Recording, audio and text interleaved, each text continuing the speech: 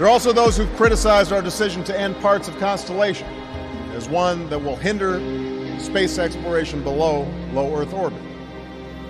But it's precisely by investing in groundbreaking research and innovative companies that we will have the potential to rapidly transform our capabilities, even as we build on the important work already completed through projects like Orion for future missions.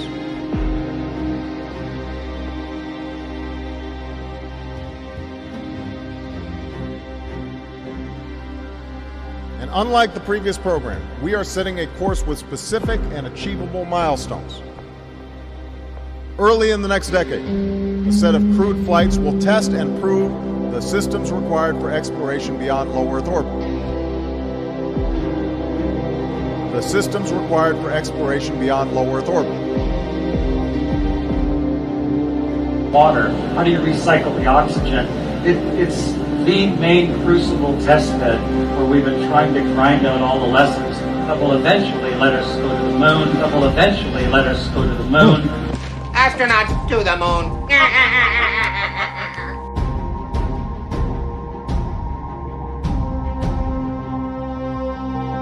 Well, that's a great question. The plan that NASA has is to build a rocket called SLS, which is a heavy lift rocket.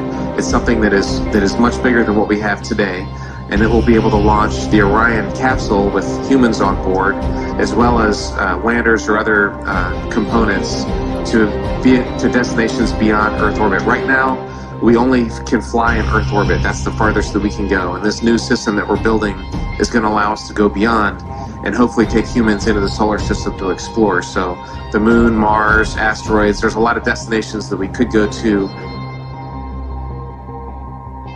And we're building these building block components in order to allow us to do that eventually. The technologies that we're testing out on Space Station are definitely helping us with our goals of going beyond low Earth orbit. So we have a really robust exploration program at NASA.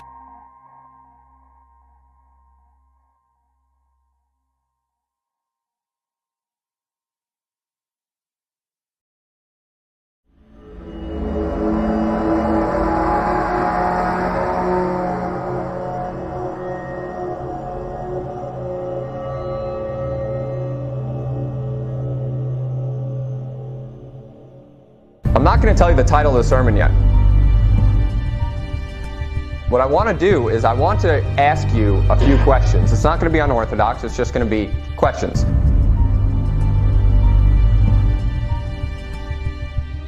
Raise your hand if you agree with what I'm about to say.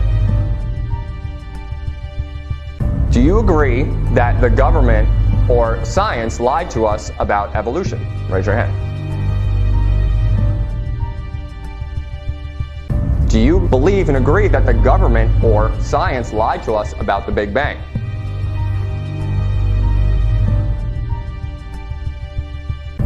Do you believe and do you agree that the government lied about our Earth?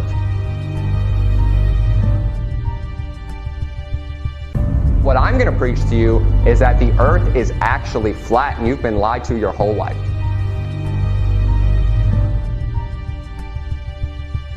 So let me ask you a few questions. Those of you, I'm not going to put anything against you. I'm not going to make you feel bad.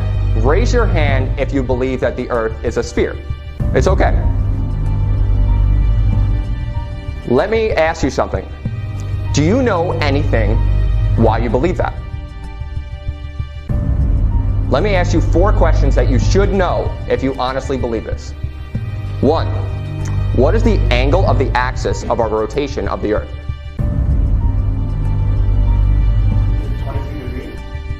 About 23.5, correct. How fast does the Earth spin around the sun, according to science? Raise your hand if you know the answer.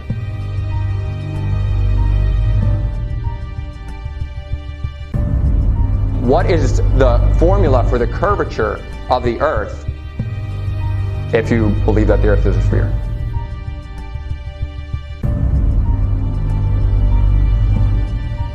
Nobody? Okay, so what the formula is it's 8 inches per mile squared. So one person, maybe 2, had the answer to 2 of those questions. But you guys believe in something, right? You guys believe in this thing, right? But do you honestly, from your heart know anything about it? Or do you believe it because you've been taught it since you were a child? In the same way we're taught evolution from childhood, everybody in this room raised their hand. They told me they do not believe in the Big Bang. You know you have to believe in the Big Bang to believe that the earth is a sphere? You don't get to pick. The reason I say that is because the earth is spinning around the sun, according to the science, because of the sun's gravity. The sun is traveling through our galaxy at 515,000 miles per hour. Why is it doing that? Because of the Big Bang. And our galaxy is continuing to travel even faster than that into nothing. Obviously, the galaxy is traveling through the universe, but the universe is expanding into nothing. That's what science tells you. So you have to believe in the Big Bang to believe that the earth is a sphere. You don't get to pick. And people that try and make this distinction, no, the earth is a sphere and it's circling around the sun and our galaxy is moving at 515,000 miles per hour and there's billions of other planets and there's billions of other stars, but the Big Bang isn't true and evolution isn't true. You don't get to say that. It's the unholy trinity. You have to believe in three or you don't get to believe in any of them.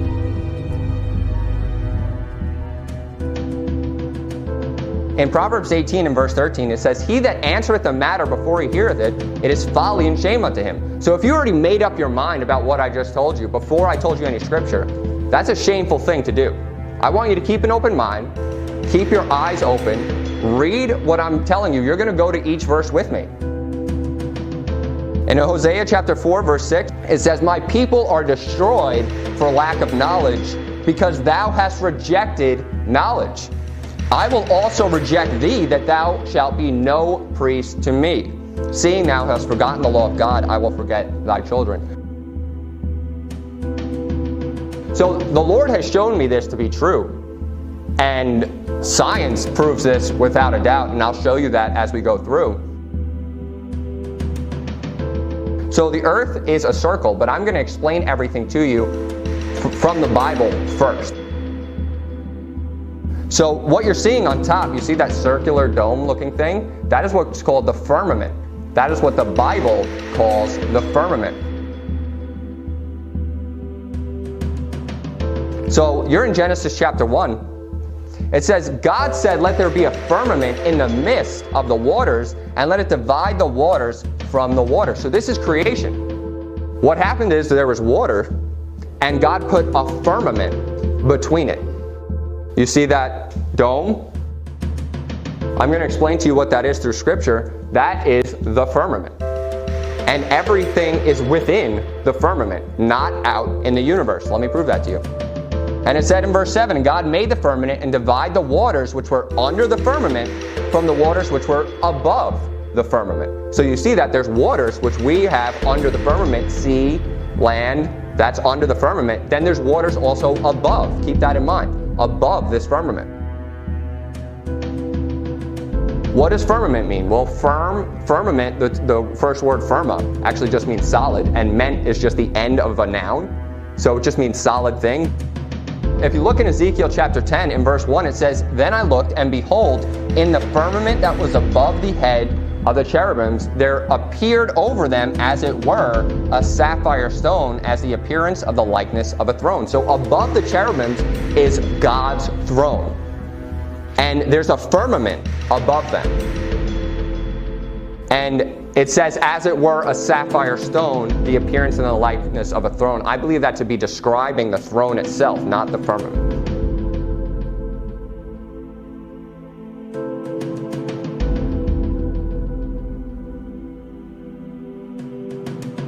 There's a firmament above the head of the cherubims where God's throne is. Where God's throne is, it's describing a firmament under him. You see that? The firmament is under it. So I'm going to show you what a firmament actually is. Revelation chapter 4, look in verse 6. "And before the throne there was a sea of glass, like unto crystal. And in the midst of the throne, round about the throne, were four beasts full of eyes before and behind." So what is the firmament? It's a sea of glass. It is described by the Bible. The word itself actually does mean solid thing, But according to God's word, it's a sea of glass. And that actually makes sense when you look at Genesis chapter 1. You need something that is hard to divide water from water. So I'm telling you that the firmament is what divides the waters from the waters, and it is essentially like a circular disc, is what the earth is, with a dome on top of it. And this dome is glass. Maybe not what we think of as glass, but God created a solid thing. Job 37, verse 18. It says, "Hast thou with him spread out the sky, which is strong and as molten looking glass." So the firmament is glass. It's as molten looking glass. The firmament was under the throne, that sea of glass, and it is also what divides the waters from the waters.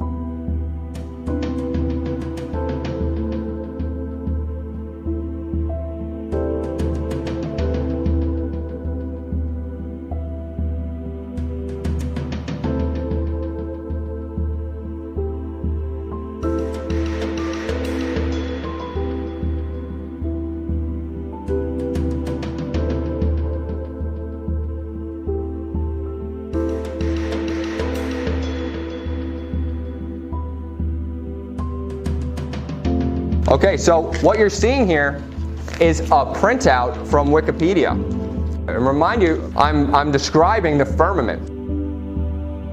There's something called Operation Dominic, and if you look at the right, you see that explosion at the right there? That explosion on the right, it says Dominic Chama. I want you to keep an eye on that. You see that? So what happened is, if you look at the last sentence in the first paragraph, it says, "The Thor missile was used to lift warheads into near space to conduct high-altitude nuclear explosion tests. These shots were collectively called Operation Fishbowl." So what happened was the government, when they started making missiles that were powerful enough that they thought they could break through the sea of glass, they, during the Cold War, used the Cold War as a tactic for exploding high-altitude missiles to try and break through what they already knew was the dome on the earth. And I'm going to prove all this to you, that the government has always known that the earth is flat. It lies to us through TV, through the media, through movies. It makes you believe the world is a spinning ball hurtling through space like a marble. They even called it Operation Fishbowl. Does that not make you feel any more like you're in a flat earth with a bowl on top? They called it Operation Fishbowl, and it was to shoot missiles into space because they thought they had the power to finally break through the firmament. And actually what happens, if you read the rest of the article, these missiles would hit up at a certain altitude, and then light would shine all the way to the other hemisphere. And the reason that was is because they were hitting that glass, and the glass was reflecting it all the way across the sky. It's not some globe Earth where they're just trying. Why would they just shoot a missile in the air to see how high it can blow up? Like, are they just playing with rubber bands? Like, they're doing it for a reason, and they called it Operation Fishbowl for a reason.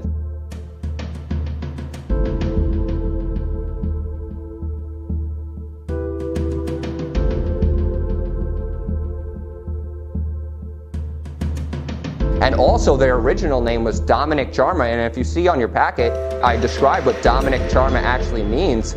Dominic is from the late Roman Italic name Dominicus, and it means belonging to God. And then that word Chama is a fixed, massive, irregular, inequivalent shell. So they originally called it the shell belonging to God, but then they just termed it Operation Fishbowl.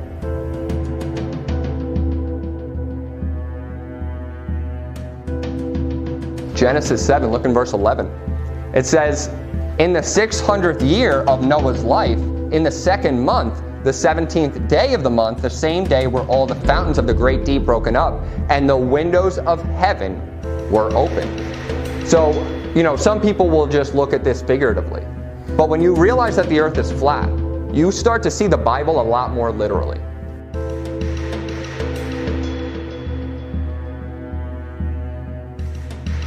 everything starts to be more literal. Stars falling to the earth, the sun and the moon being within the firmament will make a lot more sense when we start going over how the sun and the moon circulate the earth, not the other way around. We do not circle the sun. That is false. That's a false teaching. So what's happening here is when he's opening the windows of heaven, remember we said the firmament was dividing the waters from the waters. So when he's opening the windows of heaven, what is coming down? The waters that he had divided. That's how he's able to flood the entire earth. How do you flood a ball earth that's spinning like a tennis ball? Have you ever seen a wet tennis ball and you throw it and all of the water comes off of it as it's spinning? Well, they say the reason that the water doesn't leave the earth is because of gravity. But if gravity is strong enough to hold in trillions of tons of water to the earth, but a balloon can fly, a bird can leave the earth at any point, you don't have to feel like you're being pulled down at every second, but trillions of tons of water are held to the earth. Does that make any sense? What actually is happening is it's called density. So anything that is more dense than air will sink in air. Anything that's more dense in water will sink in water. Why is gravity stopping you from, let's say, you know how Isaac Newton, got hit on the head with an apple? That was because the apple was more dense than the air. And he got hit. If he was in water, that apple would have stopped right on the water. Why is the apple not going through the water if it's gravity pulling it down to the center? Because it's not more dense than the water. It's just a simple matter of density. They try and make gravity seem like the all-encompassing thing. And that's why they say because of gravity, we can have multiple universes. Because of gravity, we can have all these things happening. Why is it that there's no observable form of gravity on Earth? There is no object massive enough to have other objects come cling to it in the way that the sun does. They say that the sun is so heavy that the earth and the moon and all the planets circle around it. But if that is the case, why is that not observable anywhere on the planet? You cannot see that case anywhere. And if the gravity of the moon is strong enough to bring the tides in and out, why would that ever happen if the moon has less mass than the earth? Shouldn't the thing that has more mass be bringing the gravity to it? Not the thing that has less mass bringing the gravity towards its way? It doesn't make any sense. Their logic doesn't make any sense. And the pictures that you see of space, the pictures that you see of all these planets and all these galaxies, NASA has admitted that they're all fake. They're CGI. And they say they have to be CGI because they want you to believe a lie. And let me just tell you, satellites have got to be the stupidest thing. Have you ever seen a satellite?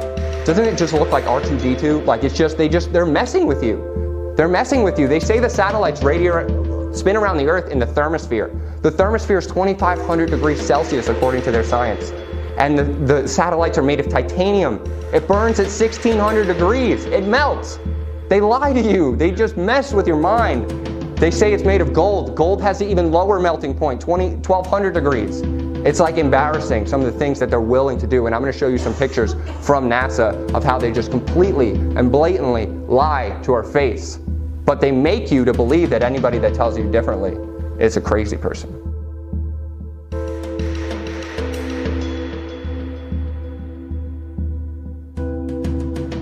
These are actual depictions from NASA of what the Earth has looked like over the years. These are literally from NASA, released to the public. Look at 1975. See that big massive thing of clouds, but then you can see a little bit of continent under it? Look at 1997. You see the size all the way to the right. You see the size of that continent? 1997, the size. But then look at 2012. Right here, right in the third row over in the bottom. Look how big that continent got. The Earth's the same size, but that continent grew a lot, didn't it? It grew a lot over the course of the years, right? But then look at 2002, a completely new size. You have the right here. This is where the United States would be. And then 2015, you can't even really see a continent. And then 2007, you're almost able to see every continent in the one picture. So their pictures are changing from year to year. They're never the same. They never look the same. They never match along the Earth doesn't look the same. Look at the colors don't match. The sizes never match. The Earth is always the same size, but everything in it is just a mess. Because God's allowing them to just mess up, do strong delusion. Everybody just believes it. They flat out just believe it. Last week, scientists at NASA released this. The shot is compiled from data from NASA's VEERS instrument, which orbits the Earth about every 100 minutes, taking measurements of light coming off the planet. That can be translated into ribbons of imagery like this, and then into one of these. And this is just the latest in NASA's Earth from Space album, which may be one of the most mind-expanding collections of images in human history. Then in 2002, Blue Marble 2.0, NASA's Rob Simon made this. Simon's job is... It's primarily taking data and making pictures out of it. That's what this is, a composite of data sets from several different instruments translated into a picture. So we actually had to take clouds out. They stashed the clouds for later, went onto the ocean. That came from an instrument that measures phytoplankton in the sea. Where it was low, I colored it dark blue because they're low mostly in mid-oceans. And then where it was a little bit higher, it was like a little bit brighter green. Then add the clouds back in. There's a small problem with it because there's a very slight gap in between each orbit. So some of those are painted on. It is photoshopped, but it's has to be. Then there was another layer to sort of simulate the atmosphere. And then there's this little bright spot. It's called the specular highlight. So it's the reflection of sunlight off of water. Those are the pieces, but you can't just slap them all together. It just didn't look realistic. It looks kind of flat, or the clouds are sort of too see-through. So I just hit Command-Z a lot. There's artistry to creating the world. What I imagine it to be. Unfortunately, I'm not an astronaut. I've never been to space. But I've looked at these images over and over again, trying to sort of get the essence of it. It is photoshopped, but it's has to be. It is photoshopped, but it's has to be. It is photoshopped, but it's has to be. It is photoshopped, but it's has to be.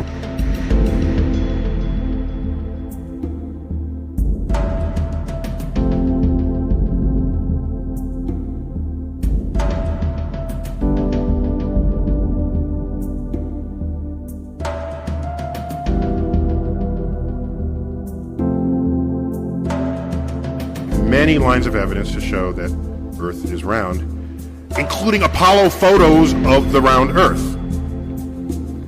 And of course, we've taken all these amazing pictures from space. They're so beautiful, all those pictures of the Earth.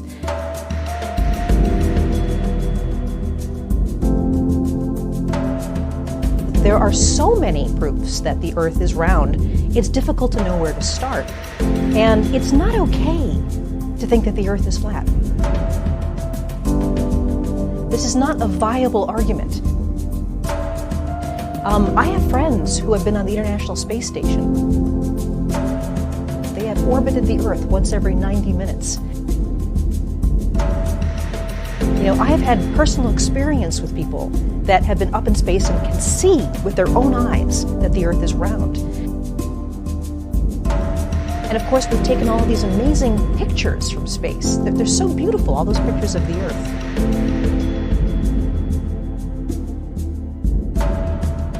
It is photoshopped, but it's has to be. It is photoshopped, but it's has to be. It is photoshopped, but it's has to be. It is photoshopped, but it's has to be. Remember, we're talking about the earth and the water and how the firmament is dividing the water from the water. Look in 2 Peter chapter 3, verse 5. For this they willingly are ignorant of, that by the word of God the heavens were of old, and the earth standing out of the water and in the water.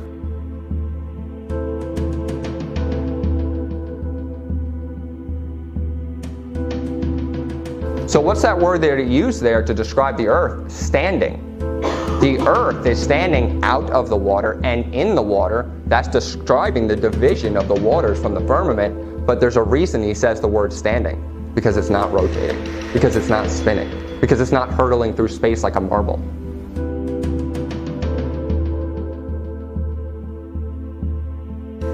In Genesis chapter 1, verse 8, it says, God called the firmament heaven, and the evening and the morning were the second day. So God is calling the firmament heaven. So that means the things below the firmament, he'll also term heaven, and the things above the firmament, he'll term heaven. And that's why if you've ever heard of Paul ascending to the third heaven, who's read that? Ascending to the third heaven, there are three heavens if you think about it in the flat earth model. So you have the heaven below the firmament, the heaven above the firmament where the waters are and actual heaven is, and then there's a third heaven where God sits, because remember there's a firmament dividing God's throne from the angels below him, right? Because we went over that earlier. So that's the third heaven, but if you believe in the globe earth theory, there's four heavens. Because mind you, you have the earth, then space, they term the second heaven, and then the third heaven would be the area below God's throne, and then the fourth heaven would be where God sits, because they always forget that there's a firmament dividing God's throne from under heaven. Let me prove that to you. Go to 2 Corinthians chapter 2 and verse 12. It says in verse 2, I knew a man in Christ above 14 years ago, whether in the body I cannot tell, or whether out of the body I cannot tell. God knoweth. Such a one caught up to the third heaven. And I knew such a man, whether in the body or out of the body, I cannot tell. God knoweth. How that he was caught up into paradise and heard unspeakable words, which is not lawful for a man to utter. So he's caught up into paradise, and he's caught up into the third heaven, hearing unspeakable words. I believe those words were from God. I believe that he was hearing these words from the Lord. Ezekiel chapter 1, I'm going to show you that there are three heavens. The heaven that we visibly see, which is the stars, the moon, the sun, all within the firmament. The heaven above the firmament, which has the waters and where the angels are, according to Scripture. And then the heaven above that, which is where God's throne is, the third heaven.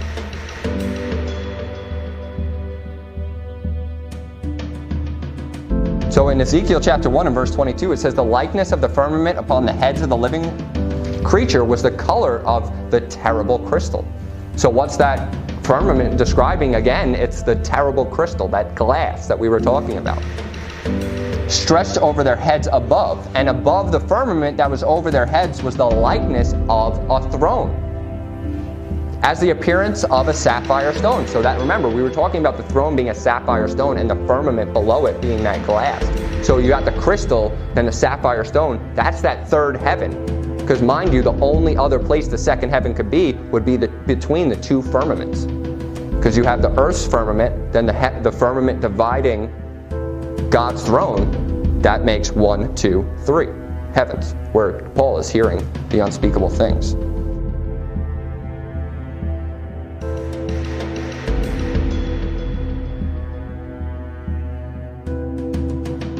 In Psalm chapter 19, in verse 1, it says, the heavens declare the glory of God, and the firmament showeth his handiwork.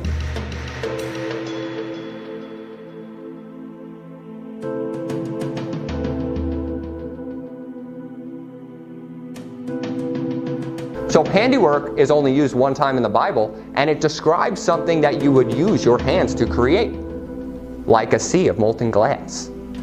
If the heavens are declaring the glory of God because the sun and the moon and the stars have their own glory, the light, but the firmament is showing his handiwork, that's him creating something over the heavens, the firmament. That's what that is.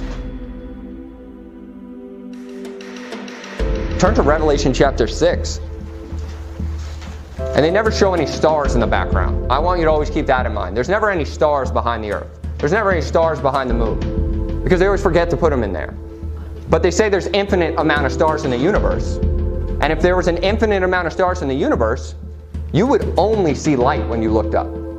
You would only see light when you looked up. No matter how long it takes the light to get here, the light's already here. They're saying our universe is, remind you, you have to believe in the Big Bang Theory to believe this is true, because the light is coming from millions of light years in the past. So when you're seeing this light, according to them, it was millions of years ago that you saw that. Well, that is coming now. That sun could be exploded by now. That sun could be gone. But you're seeing the light coming from it. And they say there's an infinite, I'll go over the exact numbers, but they say there's almost an infinite amount of stars in the universe. And if that was true, you would see nothing but light everywhere. There would be no spot, there would be no light. But there's only, and when you look, it's funny, if you do like a time lapse of the stars, you always see the same exact stars. But if you're traveling through space at 515,000 miles an hour, around the sun at 1,000 miles an hour, why are you seeing the same stars every single year at the same exact time? It doesn't make any sense. It's foolish.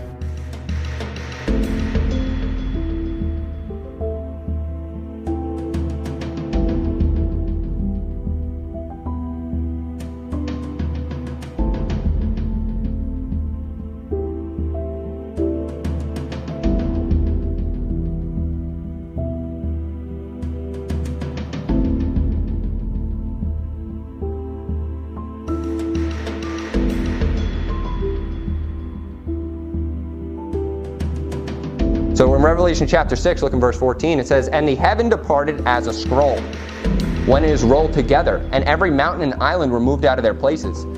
And the kings of the earth, and the great men, and the rich men, and the chief captains, and the mighty men, and every bondman, and every free man, hid themselves in the dens and in the rocks of the mountains, and said unto the mountains and rocks, Fall on us, and hide us from the face of him that sitteth on the throne, and from the wrath of the Lamb." So what did it just say? Departed as a scroll when rolled together, the heavens. Remember, the heavens are the firmament. So once the firmament is departed as a scroll rolled together, not, the spinning ball earth where it doesn't matter where it departs, only half the earth is going to see him. But when those heavens depart as a scroll, every eye sees him. Every bondman, every free man sees him, and they see his throne. So that means both firmaments were rolled apart. Because remember, there's still a firmament under his throne. So the heavens departed as a scroll as it is rolled together. The firmament opens. And obviously when the firmament opens and the other firmament opens, you can see God because he's right above you. He's not like some weird generation away. He's not in some multi-universe. Why would God create a tiny little earth and make you one of a billion? Everything he does has purpose. The sun has a purpose. The moon has a purpose. Stars have purposes. Why would he make millions of galaxies and make you nothing? The earth is the smallest. It doesn't make any sense. It's stupid. They want you to believe a lie so that you don't believe in God. Do you know how many more people would believe in God if you knew you lived on a flat earth and that you knew God was right above you? Literally right above you. There's a firmament on top of the earth. Above that are the waters that divided, and then above that is God's throne. God's right there. That's why when we get to the circle of the earth and he's looking down upon us like grasshoppers, is because he literally is. And he's right there. And he can take a lot more account of us if he's right above us.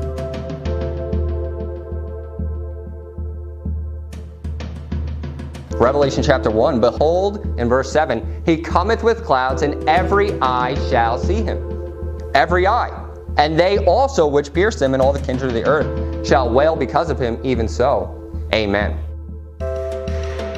Some people will say, oh, every eye's going to see him because we all have TV. No, there's plenty of hoarders out in nowhere's land that have no TV, no anything. Every eye will see him.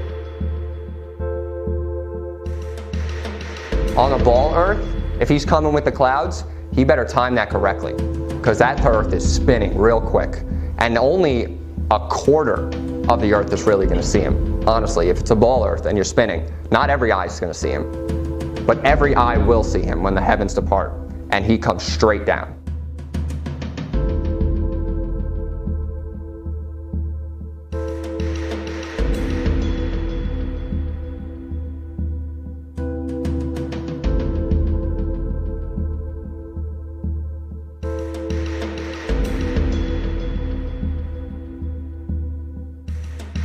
So in Daniel chapter 4, it's talking about a tree, and it says, the tree grew and was strong, and the height thereof reached unto heaven. So the height is reaching above the clouds unto heaven. It's going very high up. And then it says, and the sight thereof to the end of all the earth. So we'll go over the fact that the earth actually does have ends. and then it's not a ball, it is actually all held in together. But it's showing there that if something is tall enough or high enough, you can see it from every end of the earth. If there's a tree large enough, obviously the base would have to be very, very wide to make it all the way to heaven. And God's word is saying the sight thereof, and the sight thereof to the end of the earth, every eye can see it. In the same way that every eye will be able to see the glory of Jesus when he comes down. It's going to be literal. Everything in the Bible, assume it's literal unless it's, it has to be metaphorical.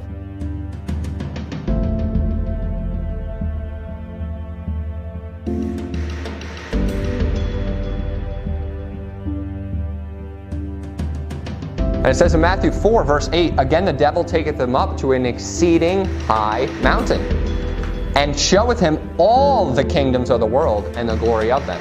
So some people say, well, obviously it's a miracle because, you can't see all the kingdoms of the earth.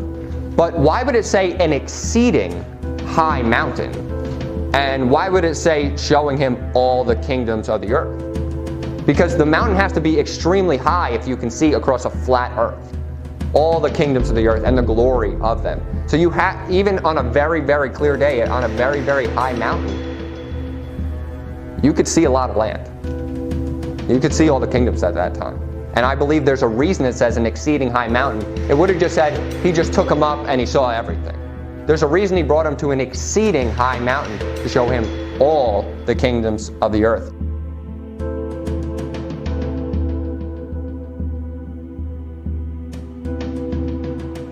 So you're in Genesis chapter 11, look in verse 1. And the whole earth was of one language and of one speech. And it came to pass, as they journeyed from the east, that they found a plain in the land of Shinar, and they dwelt there. And they said one to another, go to, let us make brick and burn them thoroughly.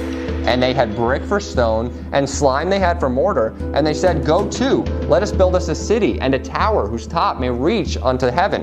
And let us make a name, lest we be scattered abroad upon the face of the whole earth. We'll get into the face of the earth, and how that actually means a literal face of the earth, and how God only uses the word face describing flat surfaces. But face of the earth, and it says in verse 6, the Lord came down to see the city and the tower which the children of men builded. And the Lord said, behold, the people are one, and they have all of one language, and this they begin to do, and now nothing will be restrained from them, which they have imagined to do. So if this was a foolish task, if this was something stupid, and if this was unaccomplishable on a spinning ball earth, then God wouldn't have came down. God wouldn't have made it a problem. And some people will say, people in the Old Testament always believed that the earth was a sphere. They say that to make their theory seem more clear. But if they think the earth is a sphere, why would they try and build a tower unto heaven? Where are they trying to go? What are they trying to do? They want to go unto heaven, and they said that whose top may reach unto heaven, and let us make us a name, lest we be scattered. So they knew that they could build up. They knew that something was above them. And they knew, because pretty much everybody knew until the 1600s, until the last 500 years or so, that the earth was flat. It's just more recently where they could easily plague us from the newspapers, from movies and TVs, that everybody just believes a lie from birth.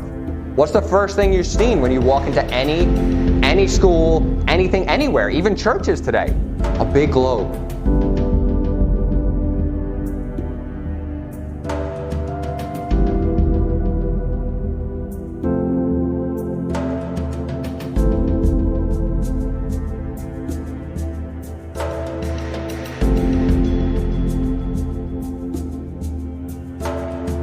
The sun, moon, and stars are within the firmament. We are not spinning around them. We are not, just hurtling through space and they're everywhere. No, they're all within the firmament. Look in verse 9, it said, God said, let the waters under the heaven be gathered together into one place. Remind you, there was waters below the heaven and above the heaven. Be gathered into one place, and let the dry land appear. And it was so. And God called the dry land earth. And then the gathering together of the waters called he seas, and God saw that it was good. And God said, let there be lights in the firmament of the heaven to divide the day from the night, and let them be for signs and for seasons and for days and for years. So when Earth is spinning continually and you're seeing the same exact stars, then I don't know how that's possible in their theory. The reason that God created stars and the sun and the moon was for signs, for seasons, and the sun was given to give heat on the earth, and the moon was given for a light by night. Look in verse 15, he said, let them be for lights in the firmament of the heaven to give light upon the earth, and it was so. And God made two great lights. So the moon is a great light. Who's heard that the landing on the moon was faked? Has anybody heard that? Most people actually believe that, but they still believe in the sphere Earth. The reason the moon landing was faked is because you can't land on a light. It's not possible.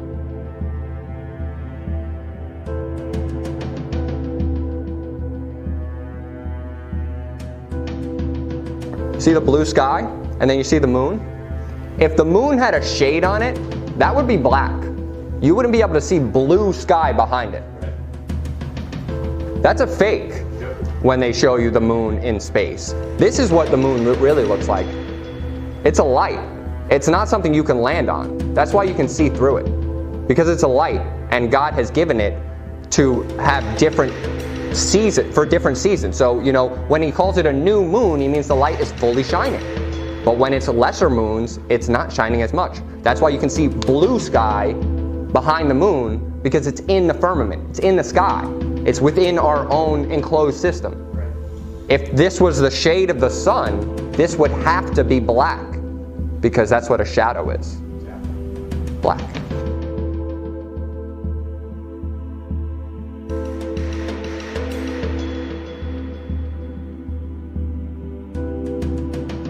So you're in Genesis chapter 1, it says he created two great lights. The greater light, the sun, to rule the day. The lesser light to rule the night. He made the stars also. And God set them in the firmament. I don't know how many times he can say it, but he said it at least 3 times so far. In the firmament of the heaven to give light upon the earth. So reasons for the sun and the moon to give light upon the earth.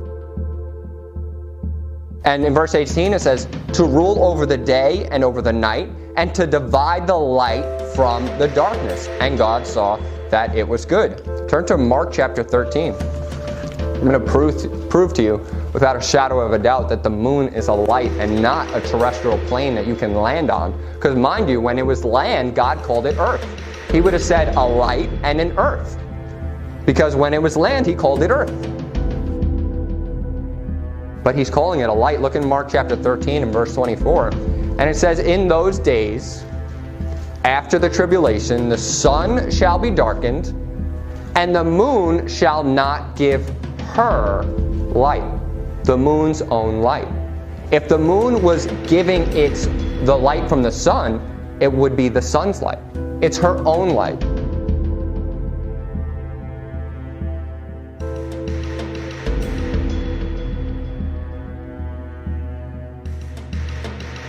This is a literal picture from NASA that they released to the public. And in their fake CGI imaging right here, you can see that they're taking this picture from behind their false moon and their false world. And the sun is shining on the earth, but it forgot to shine on the moon. It forgot right here. There's no sun here. There's no light here. This was released to the public. There would be light here if the sun was behind it. This should be illuminated. It's darkened because it's fake. And the moon's a light. Revelation 21:23 reads, and the city had no need of the sun, neither of the moon to shine in it. For the glory of God did lighten it, and the Lamb is the light thereof. So why would it mention the moon as a light if it wasn't giving it off its own light? You wouldn't need that extra wording there. It doesn't make sense.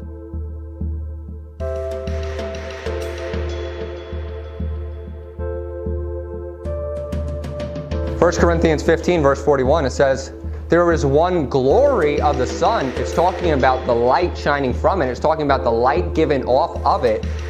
And that's why it describes the glory of God. It's talking about light. There's one glory of the sun and another glory of the moon. Moon, own light, own light, another glory. Not the same glory.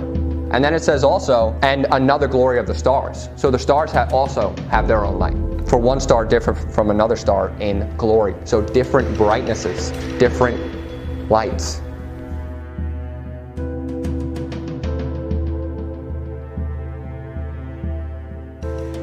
And mind you, if the moon is a light and not a plane, everything you've ever been told is a lie. Everything you've ever been told is a lie, because the moon can't have gravity if it's a lesser light. And actually the moon and the sun are the same size. Why would they look the same exact size and be exactly the perfect distance away from each other to look the exact same size? If the sun is billions of times bigger than the earth, or however many times bigger, and it would have to be the perfect distance away, and the moon would have to be the perfect distance away for them to be the same exact size.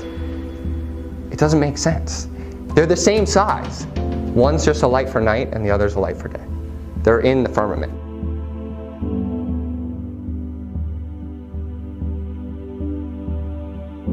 Turn to Ezekiel chapter 32, verse 7.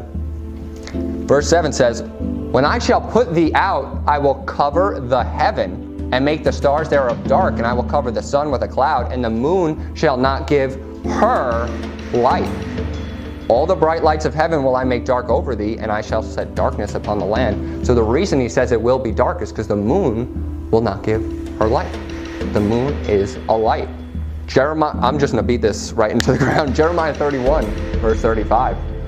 I actually had to cut out about 40 more verses of this just because it was too repetitive, but I really need to show you this. Jeremiah 31, verse 35 reads, "Thus saith the Lord, which giveth the sun for a light by day, and the ordinances," keep in mind, ordinances is like a setting of something. You know, you set ordinances. So the ordinance of the sun and the moon would be the rotation thereof.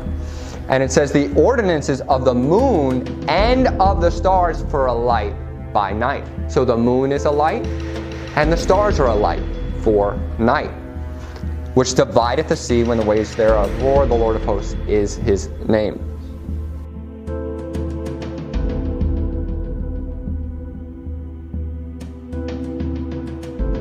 Isaiah chapter 13 and verse 10, it reads, "For the stars of heaven and the constellations thereof shall not give their light. The sun shall be darkened in his going forth, and the moon shall not cause her light to shine." The moon's light, her light. The moon gives off its own light, and it is not a plane you can land on. That's why the moon landing was a fake. And that's why the guy looked like a nut job when he was trying to explain how he landed on the moon, because you can't land on a light. It's just not possible. It doesn't make sense. We were never able to see stars from the lunar surface or on the daylight side of the moon by eye without looking through the optics. I don't recall during the period of time that we were photographing the solar corona what stars we could see. I don't remember seeing any. I don't remember seeing any. I don't remember seeing any.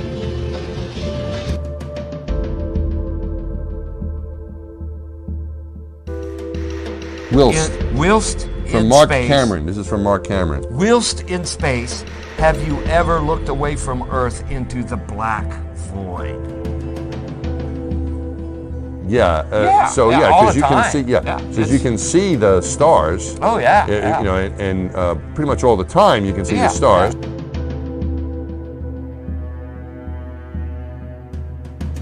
We were never able to see stars from the lunar surface or on the daylight side of the moon. The sky is a deep black when viewed from the moon, as it is when viewed from cislunar space, the space between the Earth and the moon. And we could not see stars.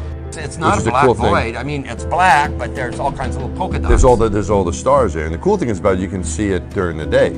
And when you're in space and you're looking into deep space and you're on the sun side of the orbit, the sunlight washes out all the starlight, so you can't see any stars, just like here on Earth. There's all the stars there, and the cool thing is about it, you can see it during the day. Yeah, you can, and there's more than stars. You can see planets. You right? can see moons. You see the gas Magellan clouds of the Milky you Way see galaxy. the Magellanic. The sunlight washes out all the starlight, so you can't see any stars, just like here on Earth. Pretty much all the time you can see the stars. Then when you look out into deep space away from the sun, it's the darkest black you can imagine. Just the inherent beauty of it, the velvet, bottomless bucket of the universe. In like just hanging there in a vast sea of darkness, and the most frightening darkness that you could ever imagine. Pretty much all the time you can see the stars. From Mark Cameron. This is from Mark Cameron. Whilst in space, have you ever looked away from Earth into the black void? And the most frightening darkness that you could ever imagine. Pretty much all the time you can see the stars.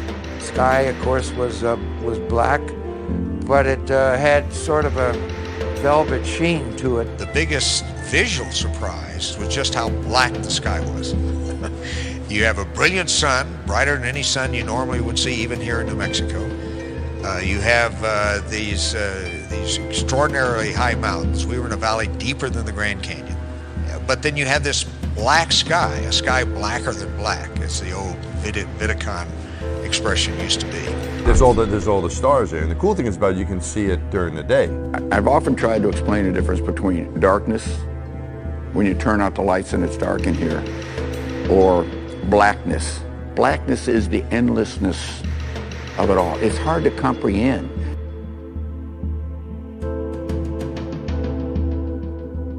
Pretty much all the time you can see the stars.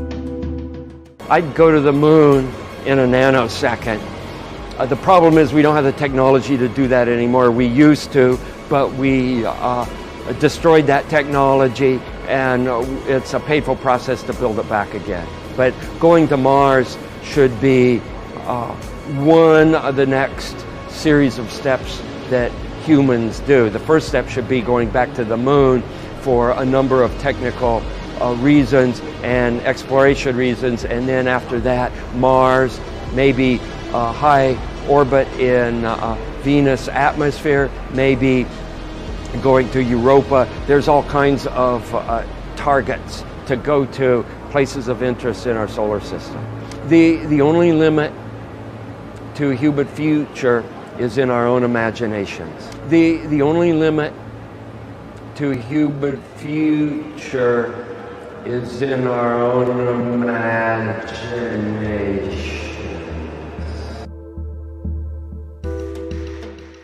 The Vector, NASA's official logo. If you've ever looked at NASA's official logo, both their official insignia and their official seal, you'll see that the most prominent object in the seal is a red swooshing object. They call that the chevron or the vector.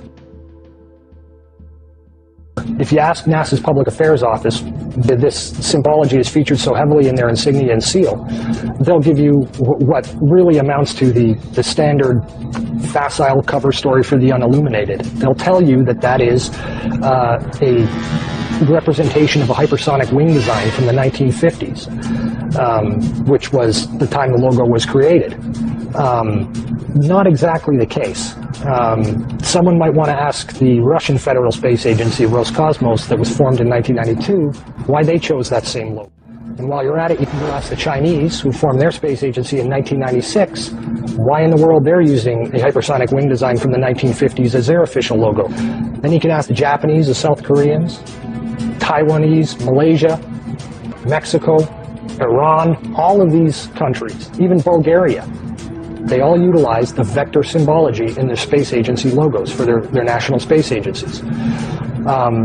It gets even deeper. You can go look at the individual manned program patches for NASA. The Mercury program, for example, a blatant use of covert symbology. In every logo dealing with the Mercury program, you'll see what looks like a number 7 in their logo.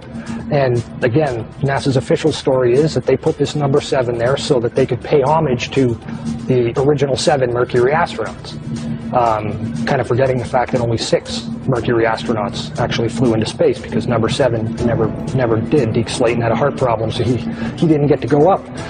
So there were only 6 Mercury astronauts. Yet there's a 7 in every single logo. That's in the official mission or official program insignia for Mercury, as well as the 6 individual mission patches carry this logo.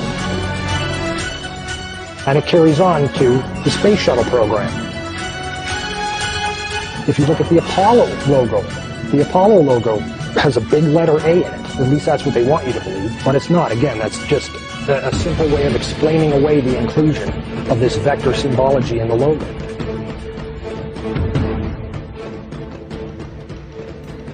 If you go to the space shuttle program, the original space shuttle STS program patch is a triangular patch that, again, hides the use of the chevronic vector symbology. And that also goes for many of the STS-specific mission patches. Every single one of the International Space Station expedition patches carry the vector symbology. The Russian Mir space station used the vector symbology. That was their official logo. And you can even go deeper and look at military-industrial complex companies. Look at the logo on a company like Lockheed Martin, 2 vectors. The X-Prize logo, Ames Research Labs, U.S. Space Command. When you get into the military realm, the United States Space Command, their official logo is the vector symbol. And when you look at the military's individual space-specific programs, all of them deal with vector symbology in their official insignias. And the question really becomes, who or what are these people paying homage to? And the truth, quite frankly, is out of this world.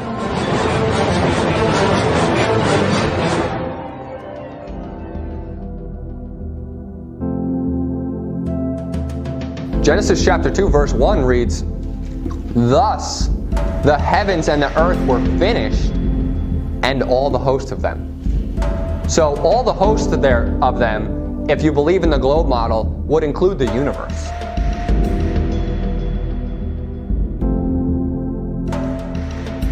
So it's done, right?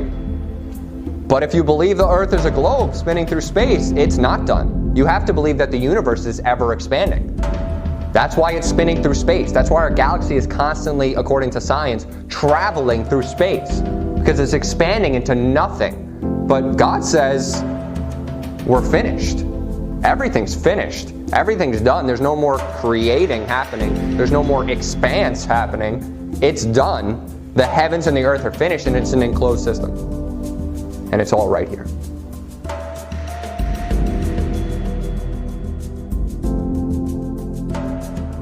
One thing I really want your generation to embrace is that the earth is a closed system.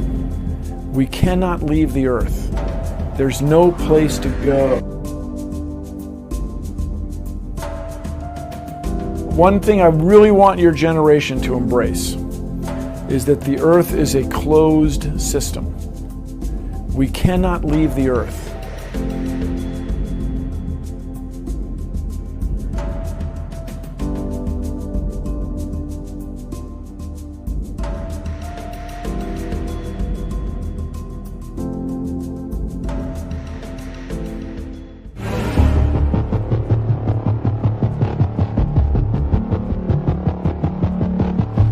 Orion is getting ready to launch.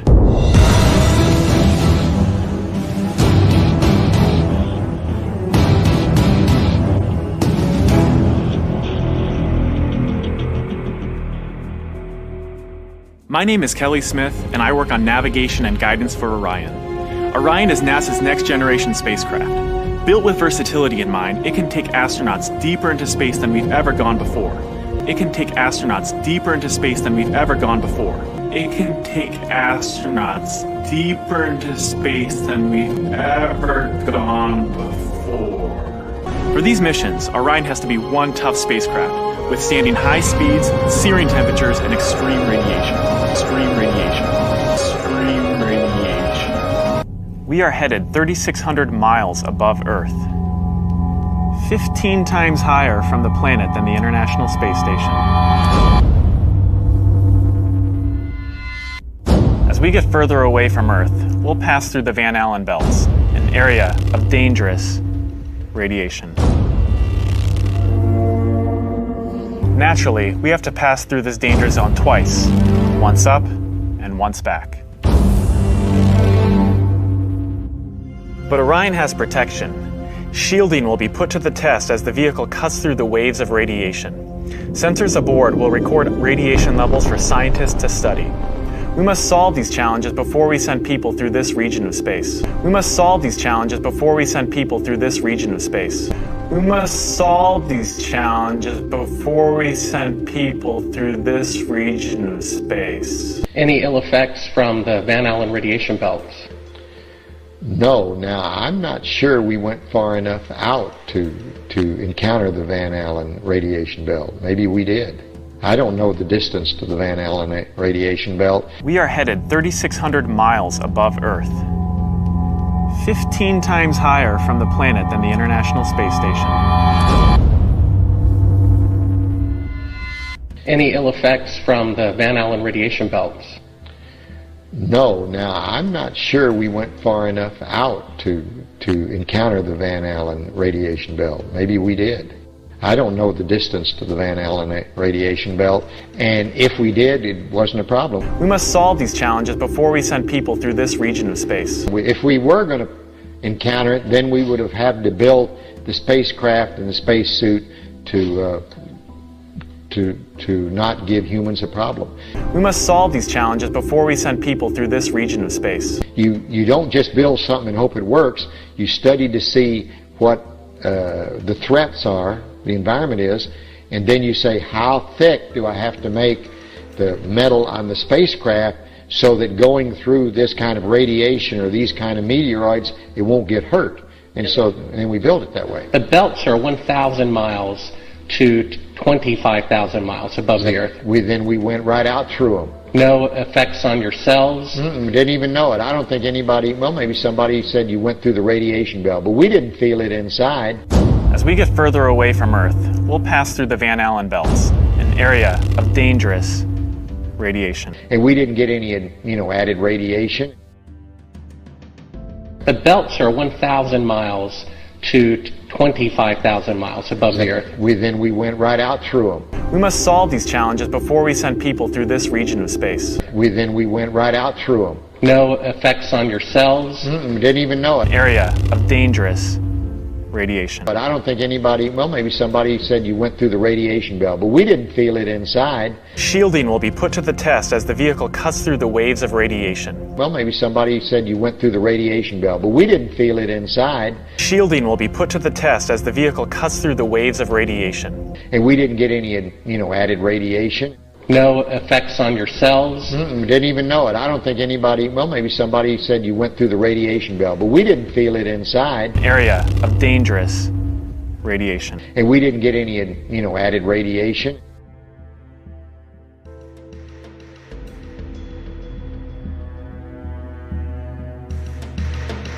Science will also tell you that they know the radius of the Earth, right? Because you need to know the radius to calculate the curvature.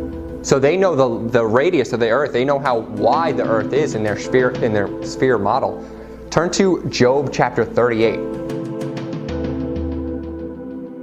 I'm going to prove to you that you can't find out the radius of the Earth because it's a flat Earth. And God says you can't find it out, and I believe him. Job 38, verse 4. It says, "Where wast thou when I laid the foundations of the earth? Declare if thou hast understanding. Who laid the measures thereof, if thou knowest? Or who hath stretched the line upon it? Hast thou perceived the breadth of the earth? Declare if thou knowest it all." So God is saying you can't find out the radius of the earth. You won't find out the radius of the earth because we're not trying to measure a radius. Mind you, it's not a sphere. And I'm sure maybe we could measure from endpoint to endpoint, but they're not going to let us do that because, they all are pushing this globe theory, but that's still not the radius up and down. We'll never find that out. We'll never know that.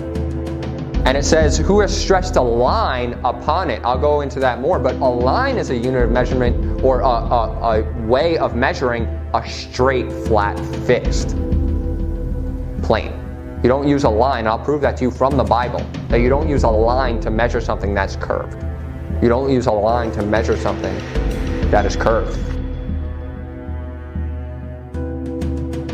It says in 1 Timothy chapter 6, verse 20, Timothy, keep that which is committed to thy trust, avoid profane and vain babblings and oppositions of science, falsely so called. So if science is going against Scripture, we need to go against science.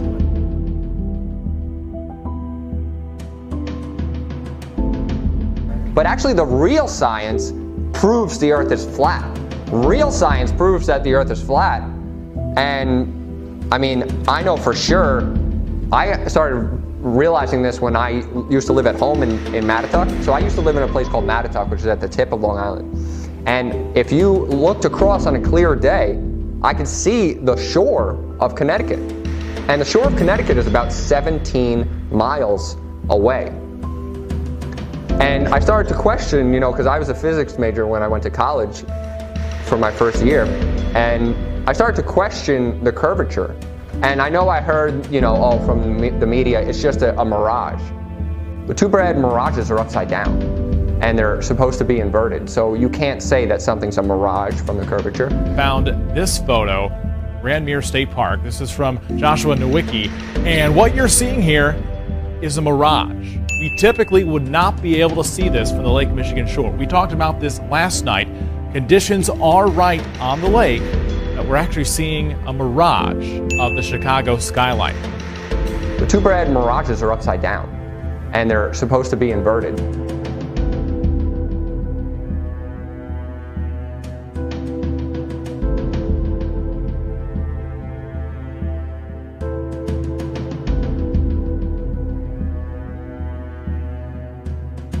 Very interesting. Here's what's happening. This is a good example of a superior mirage. So Joshua was on the Lake Michigan shore. He was looking towards the west, and Chicago's beyond the horizon. Should not be able to see it. However, with the right conditions, we have an inversion.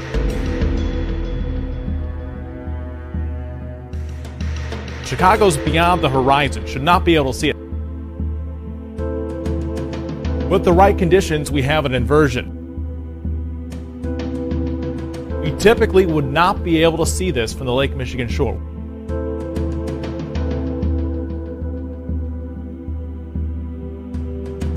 What you're seeing here is a mirage.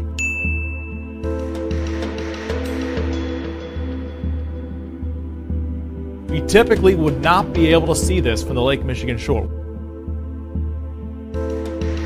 So I started to question it. And I did the math. I found out, I said, you know, 17 miles away, mind you, the earth is supposed to curve 8 inches per mile squared. So 17 miles squared times 8 inches divided by 12, it's about 192 feet of curvature you're supposed to see. So I shouldn't be able to see the shore, let alone any buildings in Connecticut, but it was clear as day.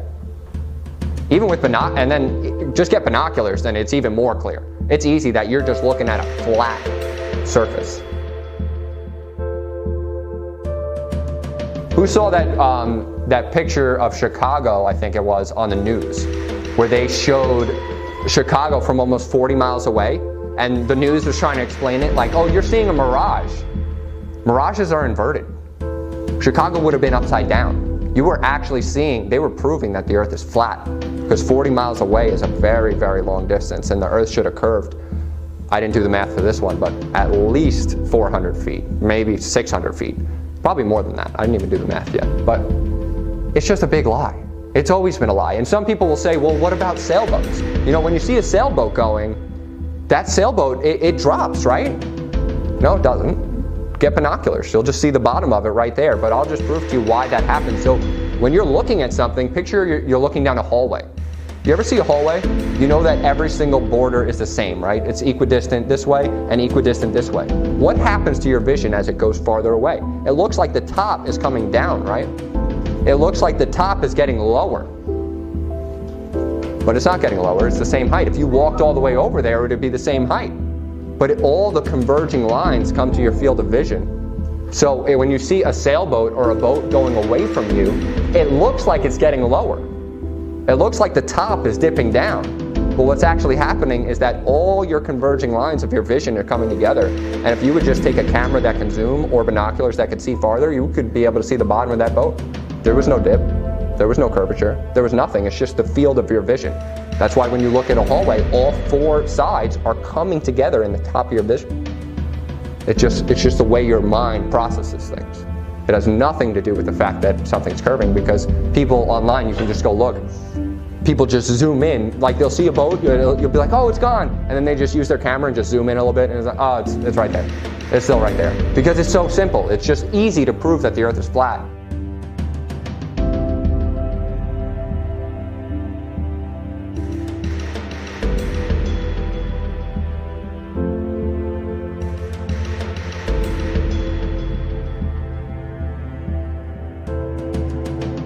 You're in Isaiah chapter 44, look in verse 13. It says, the carpenter stretcheth out his rule, he marketh it out with a line, he fitteth it with planes. So remember we were talking about a line, how to measure with a line.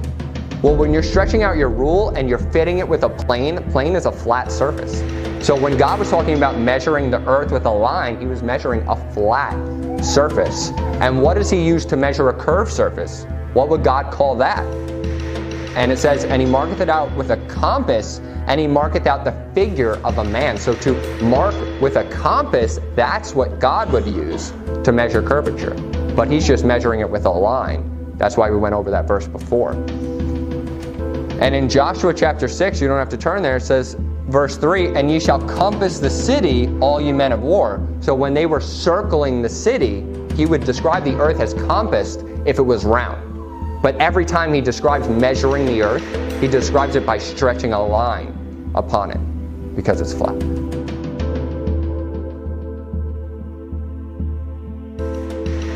Jeremiah chapter 31 verse 37 says, thus saith the Lord, if the heaven above can be measured, and the foundations of the earth stretched out beneath, I will also cast out all of the seed of Israel. So the science saying, I know the radius of the earth, God is saying you can't measure that. God is telling you you can never measure how high heaven is. You will never be able to figure that out. But science tells us we can, because they're lying. If God says we can't measure it, then we can't. And it says in Proverbs 25:3, the heaven for height, the earth for depth, and the heart of kings is unsearchable.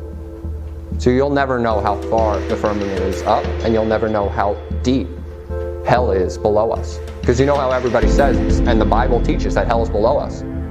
But isn't that such a finite place for hell? You know, you got billions of souls going to hell. And if you believe the earth is a globe, you only got so much space to put all those souls. We got to think of stuff more literally as a church, you know. If there's nothing under us, if it's an enclosed system and hell is beneath, God's got a lot of space to put hell. He's got a lot of space for all those souls.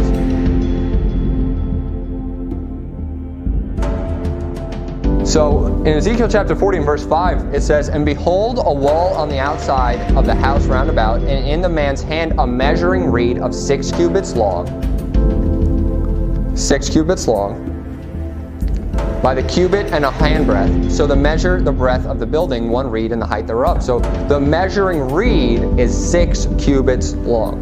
1 reed is 6 cubits. I'm just going to use some science here real quick. 1 reed is 6 cubits. Turn to Ezekiel chapter 45, look in verse 1. It says, moreover, when ye shall divide by lot the land for inheritance, ye shall offer an oblation unto the Lord, a holy portion of the land. The length shall be the length of 25,000 reeds. So he's using 25,000 reeds to measure the length of land. But a reed is a straight object. A reed you would use to measure something flat. And 6 cubits is the length of a reed. Times that by 25,000 reeds, that's 225,000 feet, which is 42.6 miles that they're measuring. With the formula for the curvature of the earth would have dropped 1,200 feet by then.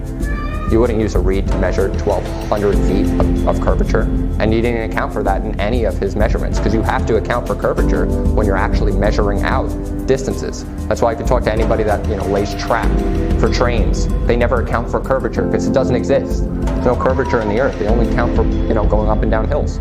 There's no curvature. There's actually, if you actually do the math, there should be a lot of curvature when you're doing 40 miles, 50 miles, hundreds of miles. You're not buying more track for hundreds of miles when you should be if there's a lot of curvature. But it's just a big lie.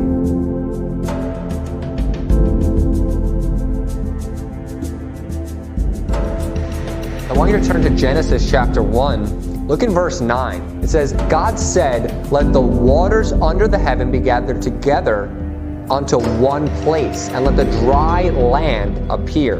And it was so. So this is earth being created.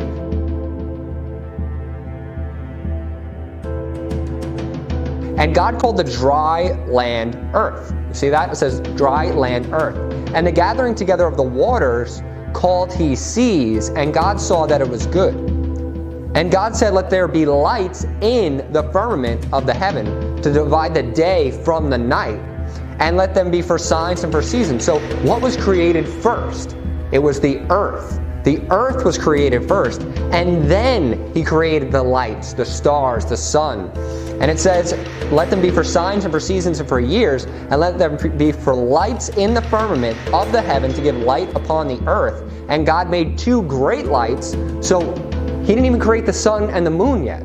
So now he's creating the sun and the moon, the greater light to rule the day, the lesser light to rule the night. And he made the stars also, and God set them in the firmament of the heaven to give light upon the earth and to rule over the day and over the night. And God saw that it was good. So what happened first was on the second day, God created the firmament. And then the third day, God created earth under the firmament, in the firmament. And then the fourth day, God creates the sun and the moon. So what was the earth rotating around before God created it? What was the earth rotating around before God created the sun? It wasn't rotating around anything because he created the earth first. Created the earth, the firmament, and then he put the lights in it.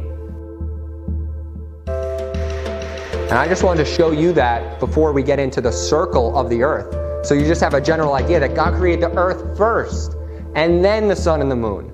It just wouldn't make sense. Why wouldn't he create the sun first and then the earth and have the earth spin around the sun? It makes more sense that he created the earth first and then the sun spinning around the earth.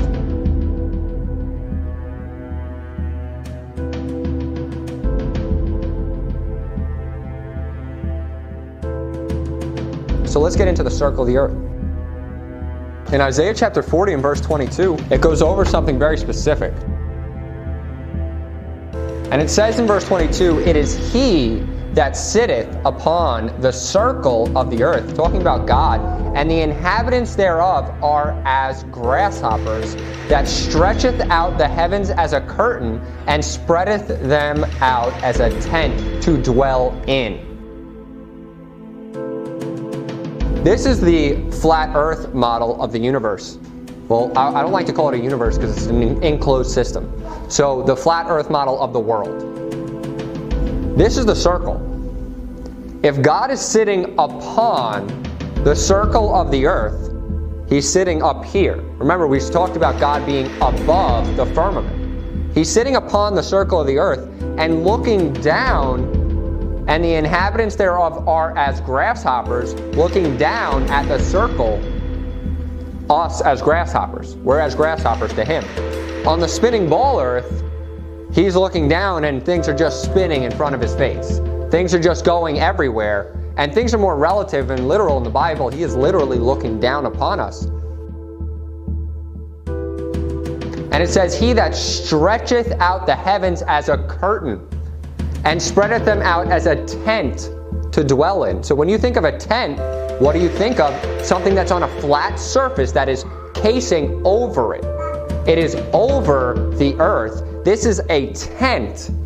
The heavens are as a tent. And it says to dwell in. Because he's talking about stretching out the heavens and spreading them as to dwell in. We are dwelling in that tent. That tent is this firmament, and everything is within this enclosed system. It is all within here, and we are sitting within. And a tent is something you would use on a flat surface. They use that terminology. God uses this terminology for a good reason. You wouldn't put a tent on a ball. You would wrap a blanket around a ball. But a tent is something that you set pillars and you establish it, and then everything else is within it.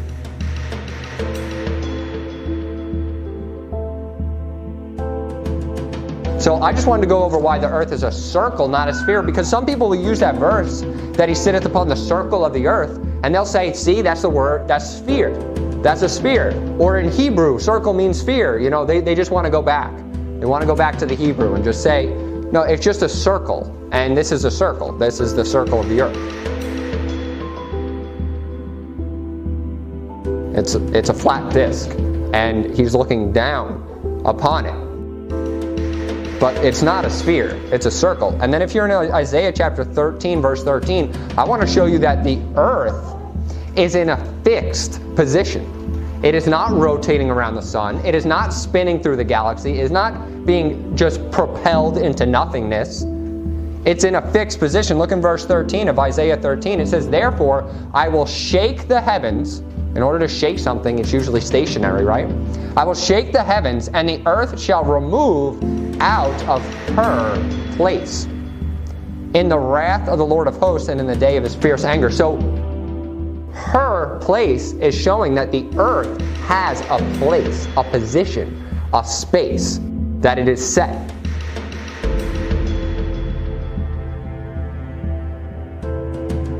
In the rotating earth, where it's just going everywhere and, you know, it's going through space and it's traveling around the sun, which is traveling around the galaxy, there's no fixed place for Earth.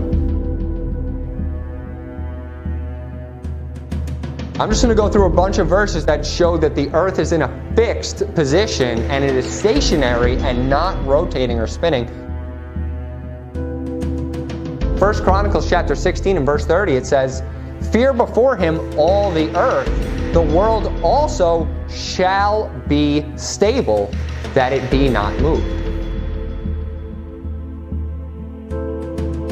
So the world is stable, it's established, and it's not going to be moved.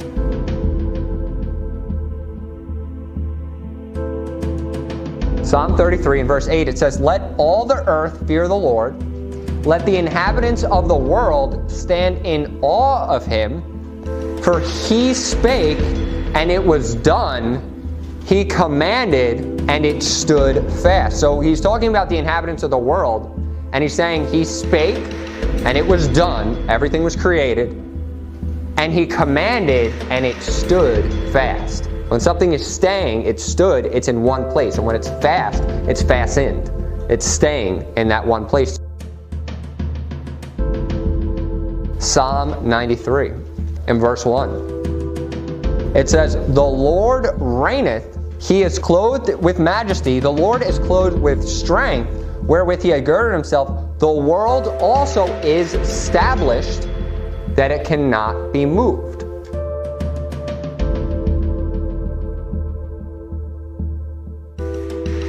So it's describing the strength of the Lord. It's describing that he is clothed with majesty and clothed with strength, wherewith he had girded himself. And he's talking about something the Lord created, the world, also established, and it cannot be moved. It's in one fixed place. It's not rotating or spinning.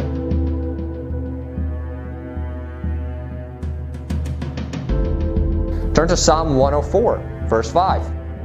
Verse 5 reads, who laid the foundation of the earth, that it should not be removed forever? So the foundation of the earth is, when you think of foundation, you got to think of what it is built upon.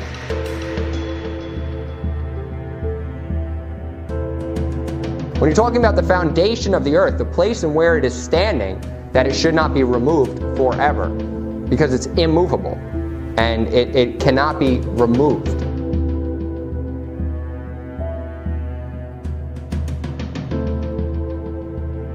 Isaiah chapter 45 and verse 18.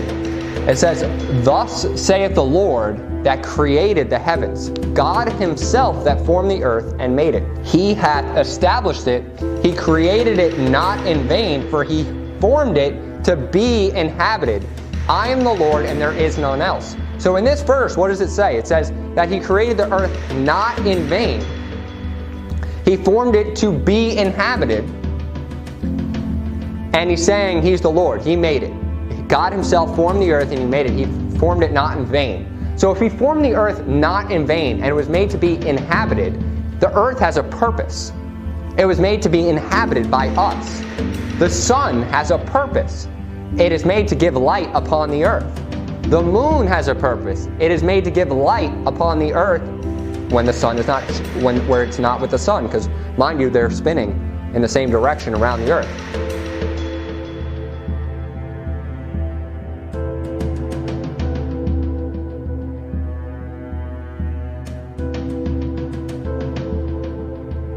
So everything God created has a purpose. He formed the earth for a reason, for it to be inhabited.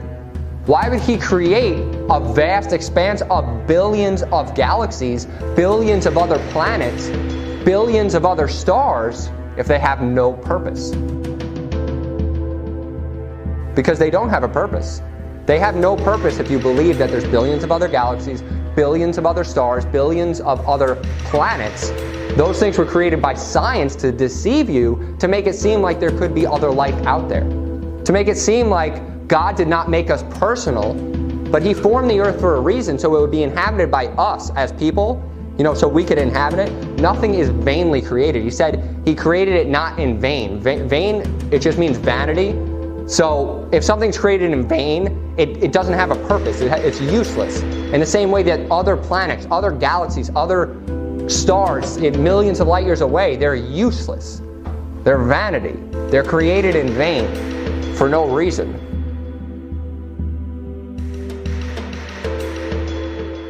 The earth, the flat earth system, everything in our system has a purpose. The sea has purpose, the land has purpose, the firmament itself has purpose, the sun and the moon and the stars within it have purpose. Other galaxies are they would be vanity. They would be created in vain. There's no purpose to them.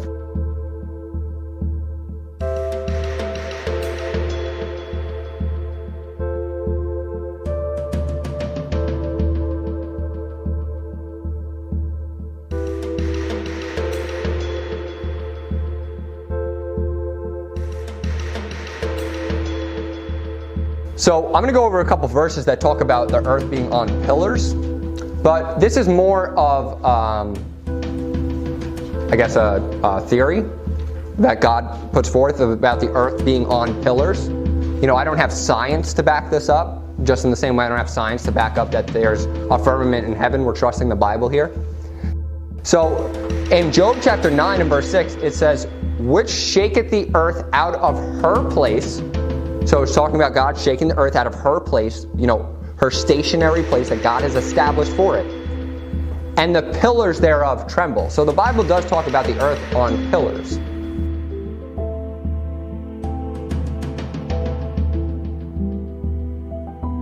And the pillars necessarily don't have to have a foundation. Because some people will say, well, if the earth has pillars, then what about the earth being hung on nothing? The earth hangeth upon nothing. We'll go over that.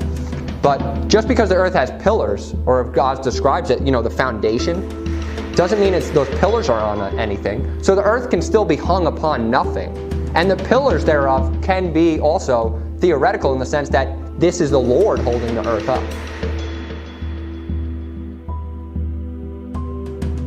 1 Samuel chapter 2. I'm going to talk about these pillars a little more. 1 Samuel chapter 2 and verse 8. It says, he raiseth up the poor out of the dust, and lifted up the beggar from the dunghill, to set them among princes, and to make them inherit the throne of glory.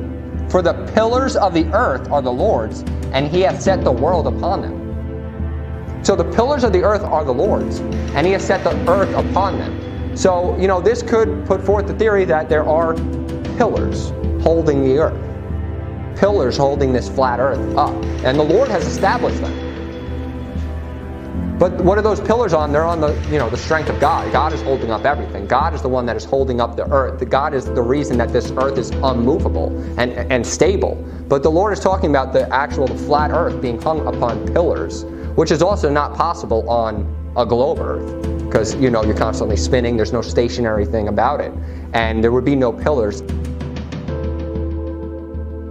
It's the Lord that is actually holding the earth. It is the Lord that's keeping the earth stationary. It's the Lord that has established the earth, and he created it. Look in Psalm 75 and verse 3.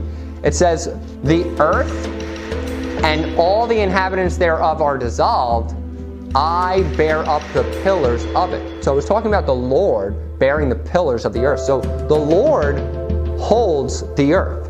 He bears up the pillars. It is the Lord that is keeping the earth stationary. When you think of pillars, you think of something that's established. You think of something that is, you would use pillars to hold up a building. And a building is not something that's constantly in motion. You wouldn't use pillars to hold up a car. You wouldn't use pillars to hold up an airplane. You use pillars to hold up something that's established, something that's stationary.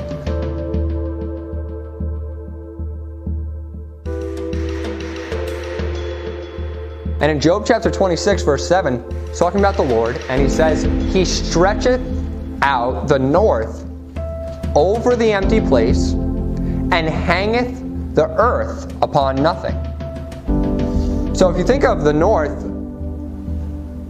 as the center of a flat earth, and he's stretching out the north over the empty place, because it's a circle. And he's hanging the earth upon nothing. So those pillars, he's establishing them. He's holding the earth. He's keeping it fastened. And that is literally hung upon nothing. You can't say the pillars are hung upon something because it's the Lord that has established it. And he's stretching out the north over an empty place. Stretching out the north over an empty place. And hanging the earth upon nothing. But in the heliocentric model of the earth is hung upon the gravity of the sun.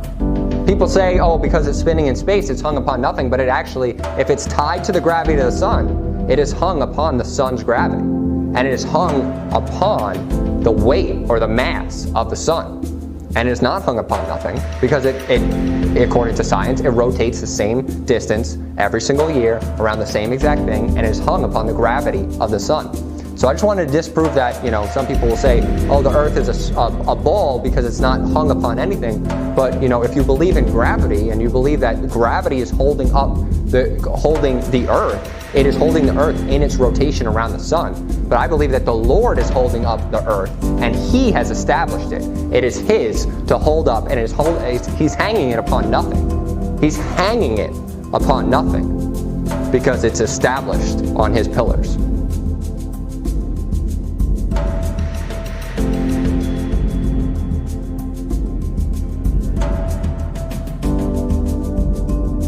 He usually hangs something from the top.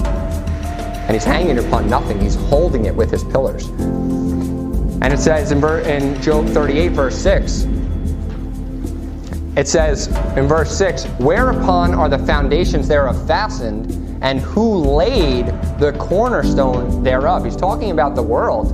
And he's trying, he's kind of rebuking Job, telling him all the things that he created, all the things that he did. And he's saying, if you can answer this, whereupon are the foundations thereof, the earth, fastened? Where's the earth fixed? Where it is? Tell me where it is. Who laid the cornerstone, which is something you would do for something that's established, a cornerstone, a building. If Jesus is the cornerstone of our faith, that has to be something fixed. That has to be something immovable. That has to be something you build upon. If you're establishing a cornerstone of the earth, you have to build upon that. You have to have that established, and that is stationary, stuck, fixed.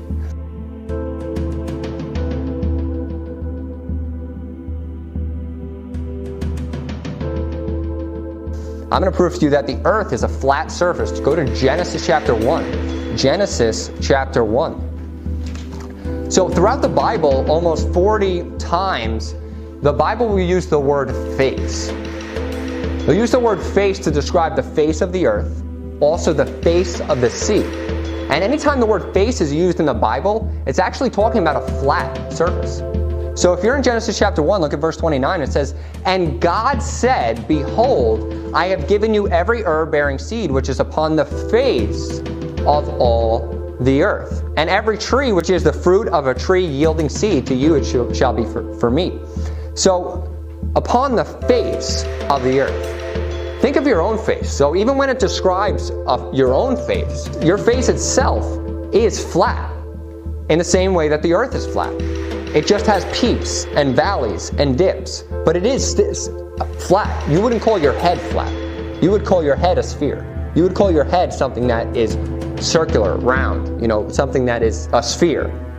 But you could consider your face as the the Earth, in the sense that if you're, if you have a circular type face, it would be a circle, but it would also be a face in the sense that it's flat with just peaks and valleys, like mountains, dips in the sea, everything. It's still flat, and the face of the land, the face of the sea, whenever God is using to describe that, it's talking about a flat surface.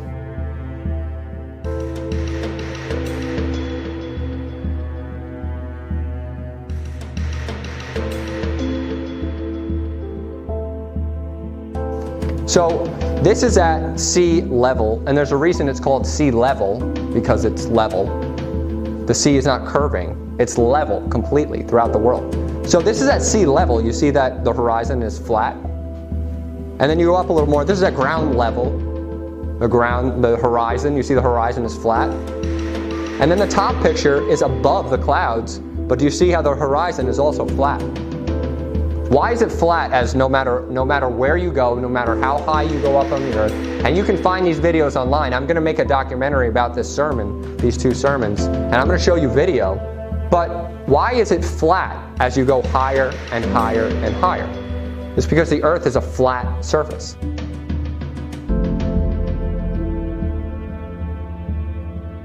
So the horizon will rise with you, and it will remain flat no matter what field of view you are seeing, because remind you, we talked about how all the converging lines of your vision going down a hallway. So the ground continues to look flat when it is flat, and all the reason that the horizon will raise with you is because the way that you're looking, you're continually just looking farther and farther distances away, but it's always flat because it's a flat surface. If the earth was curved, the higher you got, the more curvature you would see, because you're getting more and more farther away from a flat surface. So when you're just looking in front of you, everything looks flat, and you shouldn't see that much curvature if you were on a curved earth, yes. But as you get higher, or as you look farther, and as you look broader, like if you ever look at the sea, you should see curvature. You should begin to see that. And especially when you get into higher buildings, like you don't have to go flying to see this, just go up to a 100-story building. Go up to an 80-story building, a 40-story building, and look out at the horizon. It's going to remain flat to you because the rest of the earth is flat, and it's rising with your vision. It would curve. The higher you got, it would be even more curved. It would curve even exponentially the higher you got, because you could see farther distances. And the farther distance you can see, the more the earth curves. 8 inches per mile square, remind you.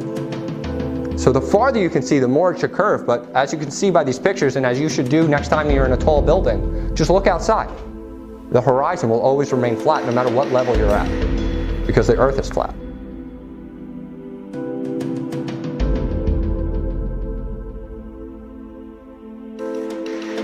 Numbers chapter 22. So remember how I described how your face was flat, and how any time the word face, whether it be talking about the sea or the land, is describing a flat surface?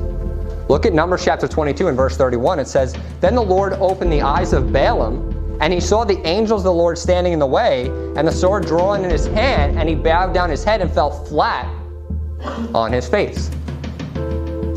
If your face wasn't flat, he wouldn't say flat on your face, because the Bible is very literal. So he did fall flat on his face, whether he hit his nose first or not. It's still a flat surface. Whenever the Bible is talking about the face of the water, the face of the land, the face of everything, it's talking about face because it is flat.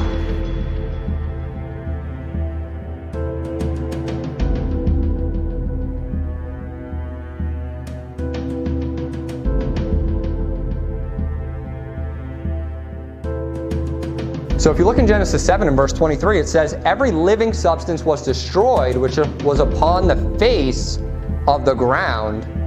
So it's talking about everything in the earth, right? Every living substance was on the face of the ground.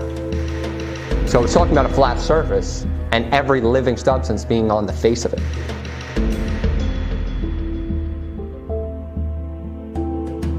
Genesis 7, look in verse 18. It says, "The waters prevailed and were increased greatly upon the earth, and the ark went upon the face of the waters."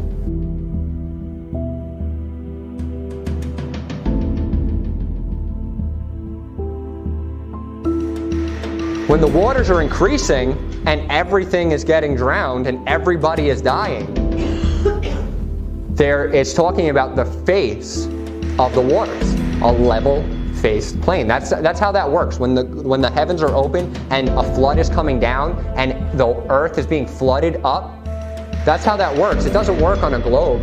If you're spinning and you have these massive floods, the water is going to be pulled to and which way. The moon's going to be pulling the shore back and forth.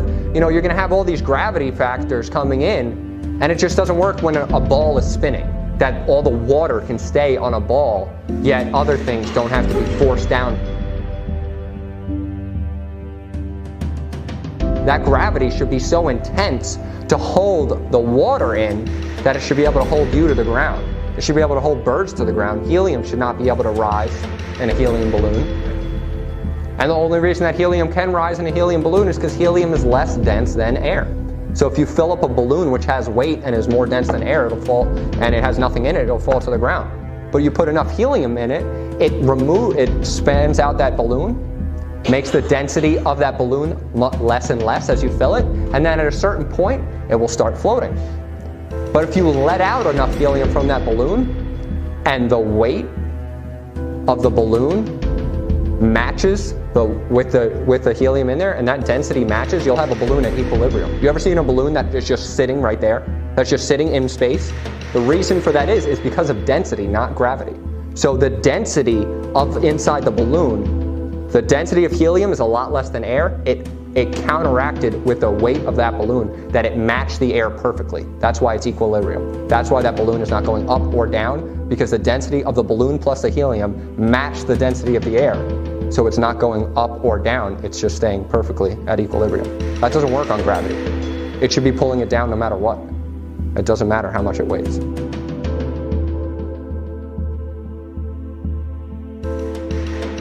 Genesis chapter 1 and verse 2 says, "The earth was without form and void, darkness was upon the face of the deep, and the Spirit of God moved upon the face of the waters." So it's, again, talking about a level plane.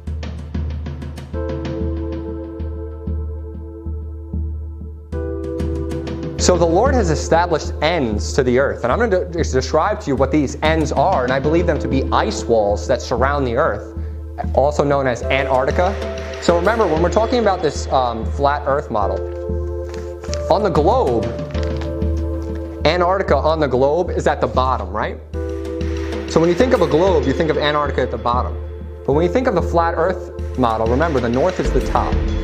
And if you squish the globe, the north would be at the center, right? So what does Antarctica become? It becomes the ends, all the way around 360 degrees. So their globe model is actually false. They make it seem like a continent, but what it really is it's the ends of the earth. And the reason that those ice walls, those ice shelves are so high is because they're holding in the earth. They're holding in the waters. They're holding in everything. And God has established it. Look at Zechariah chapter 9 and verse 10. It says, "And I will cut off the chariot from Ephraim, and the horse from Jerusalem, and the battle bow shall be cut off. And he shall speak peace unto the heathen, and his dominion shall be from sea even to sea, and from the river even to the ends of the earth." So God has established ends to our earth.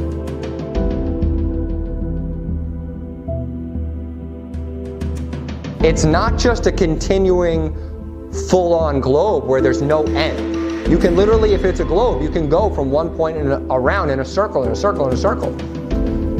You can do that here on a flat earth model if you're going around the North Pole. So you can do that.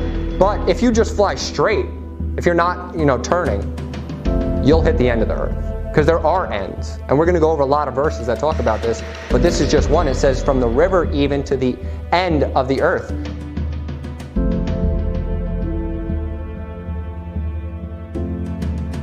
Job 26 verse 10, it says, "He hath compassed the waters with bounds until the day and the night come to an end." You see that? Bounds. He has compassed. Remember when we talked about in the first sermon that a compass is describing a circle? A compass is describing a curved surface. He has compassed the waters with bounds.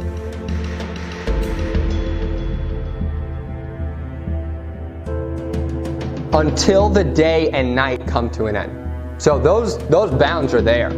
Those bounds are established.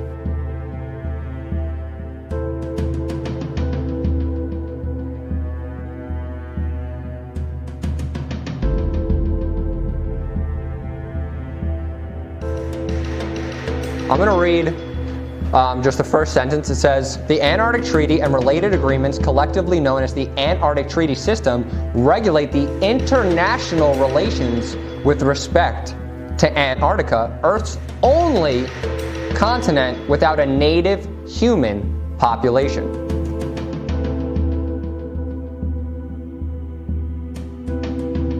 If we're on the Earth and there's just one continent on the bottom, you think we're not going to go to it? You think we're not going to just jump on it and just inhabit it? We're on the Earth. People want to find the bounds of the Earth. They desire to inhabit certain places.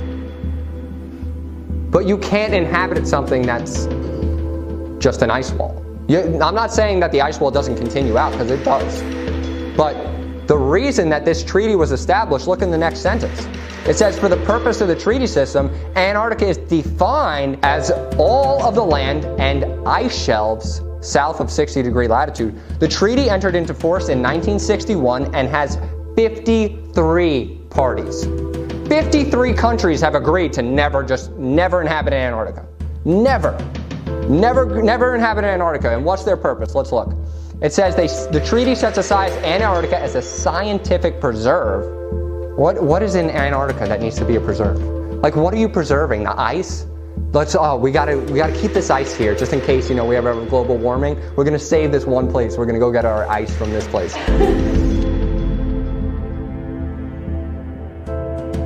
And then it says, a scientific preserve establishes freedom of scientific investigation and bans military activity, except for the U.S., who has all of their military there and protects it with fighter jets.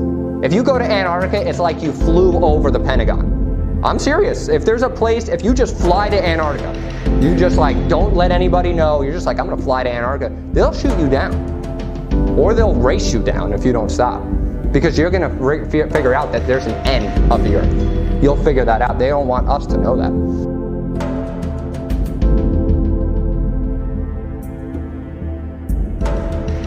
And then it says bans military activity. Then it says the treaty was the first arms control agreement established during the Cold War. What else happened during the Cold War? Was when they were blowing up the fishbowl. Remember Operation Fishbowl? It was all happening at the same time. They're coming together during this time. Since September 2004, the Antarctic Treaty Secretariat headquarters have been located in Argentina. And then it says the next paragraph, the treaty was opened for signature in 1959, officially entered into force in 1961. The original signatories were the 12 countries active in Antarctica, the International Geocentrical Year, in 1957. And it says the 12 countries that had significant interest in Antarctica were Argentina, Australia, Belgium, Chile, France, Japan, New Zealand, Norway, South Africa, the Soviet Union, United Kingdom, and the United States. Those countries knew that Antarctica was an ice wall. They established this treaty to not let the information get out. And now, if you read the last sentence, these countries had established over 50 Antarctic stations for the IGY. The treaty was diplomatic expression of the operational and scientific cooperation of many nations that have been achieved on the ice. So the reason for this Antarctic treaty system is so that the information never gets out that there's an end to the Earth. They don't want you to know that. They don't want you to realize that Antarctica is not a continent to be inhabited. They want you to think that Antarctica is just some scientific region where we're just doing a lot of studies. We're just finding out how cold it can get here. Let's just figure that out first. No, what they don't want you to see the end. They don't want you to see that the world has ends.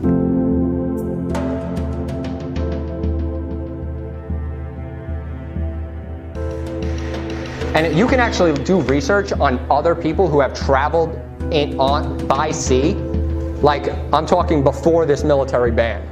where they just say, I traveled around the earth and I could not get past the ice wall. There's papers of people that were actually, trying to find other land, trying to go out and explore in the 1800s and the 1600s, and they literally said that they just came to an ice wall where they literally just had to travel around the whole earth in an ice wall. And you can read their firsthand accounts of all this happening. And there's people who have tried to fly to Antarctica and they were taken down by the military. All this information is available to you. These are the ice walls that are encasing the earth. Those don't look too small, do they?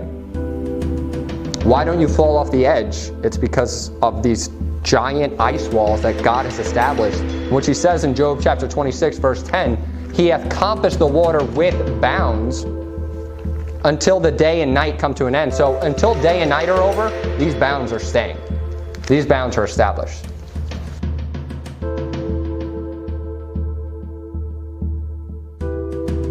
Acts chapter 17, we're going to look at verse 26. And this is a verse we use to kind of get rid of racism, because it says, and hath made of one blood all nations of men. Right? So we're all of one blood, but we don't look at the end of this verse. And it says, all nations of men for to dwell on the face of the earth, and hath determined the times before appointed and the bounds of their habitation.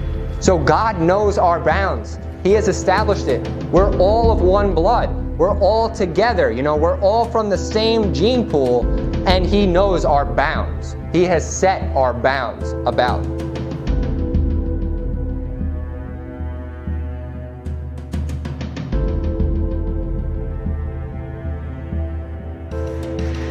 If this theory, some people call it, the reason the title of my sermon was The Flat Earth and not The Flat Earth Theory was because I don't believe it to be a theory. A theory is something you can't prove. And if this theory wasn't true, would I be able to find this much scripture on it? 2 sermons worth of scripture, 12 pages? Turn to Job chapter 38, verse 8. Who shut up the sea with doors when it brake forth, as is it issued out of a womb?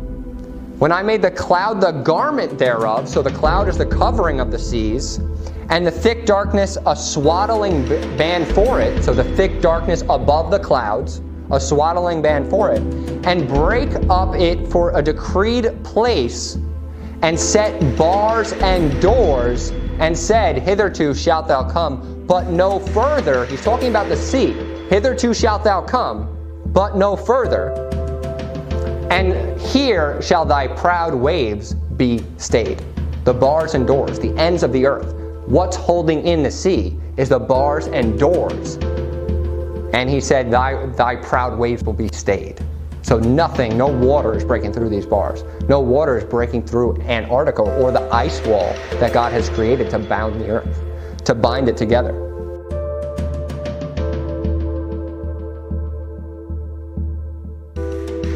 Job 28:24 says, he looketh to the ends of the earth and seeth under the whole heaven. So if you got the firmament on top, he can obviously see the ends of the earth, and he sees under, remember the firmament is heaven, under the whole heaven. It's all right there in his vision. He's seeing all of it.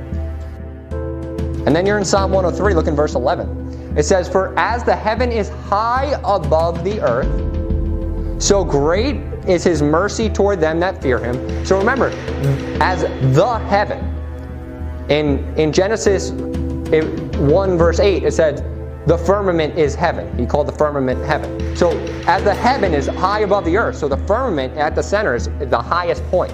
Because remember, it's like a dome, a glass dome. As high it is above the earth, so great is his mercy towards them that fear him. And as far as the east is from the west, so far hath he removed our transgression from us. So, mind you, there's 2 ways to look at this.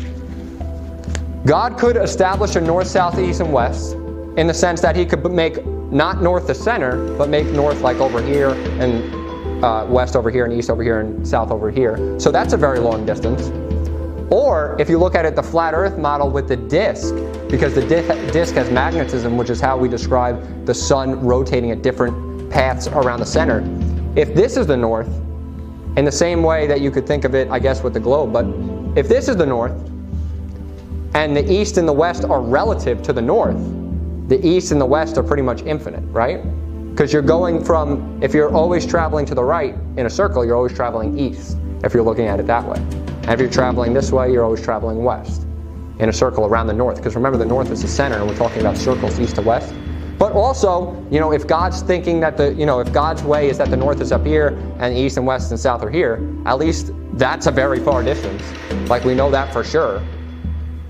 So, but in the flat earth model, the north is the center because it helps with understanding magnetism, because the north pole is the center. That's why when your compass points north, it's pointing towards the center of the disk. So when a disk has magnetism, you think of north and south of the magnetism. The north is the center point of the disk, and then as you get farther out to the very outer spaces, the very outer ends, it's south.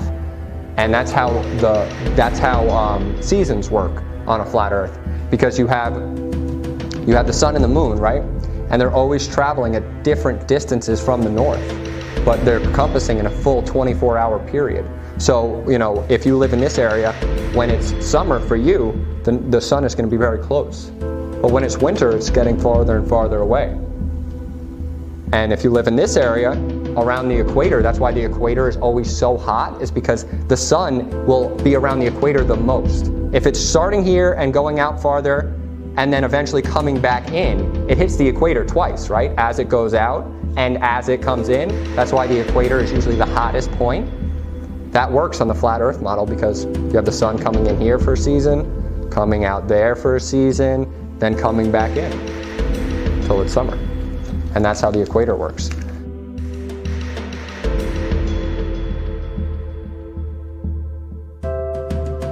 Isaiah 44, look in verse 24.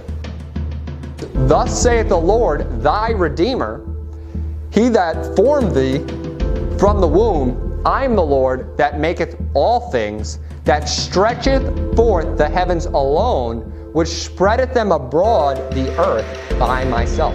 Abroad the earth. He's stretching the heavens above the earth. And when you stretch something abroad, you're usually stretching it across a flat surface. You're spreading something abroad, like you would stretch forth a blanket over a bed. The same concept is here. He's stretching forth the heavens over the earth. He has said it.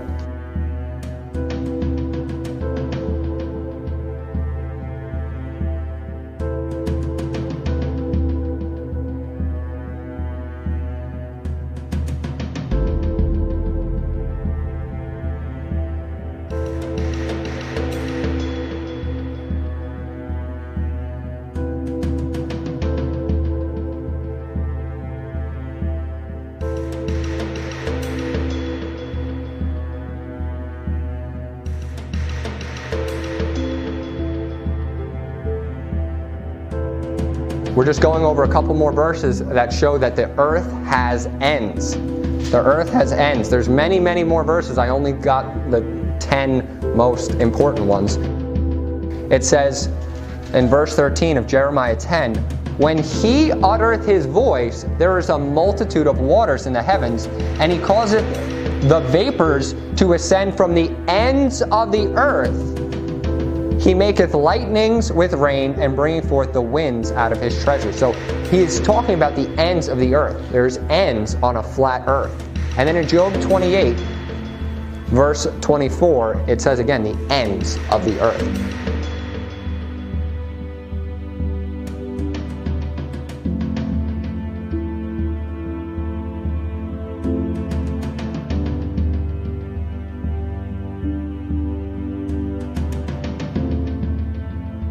And what you're seeing here is the sun with clouds in front of it, but also clouds behind it. You see those clouds behind the sun? And you should see that in your packet also. You should see clouds behind the sun. You see these clouds behind the sun? Do you know why that is? It's because the sun is rotating around the earth, not outside of the earth. There's no clouds in space. There's no clouds. There shouldn't be clouds behind the sun.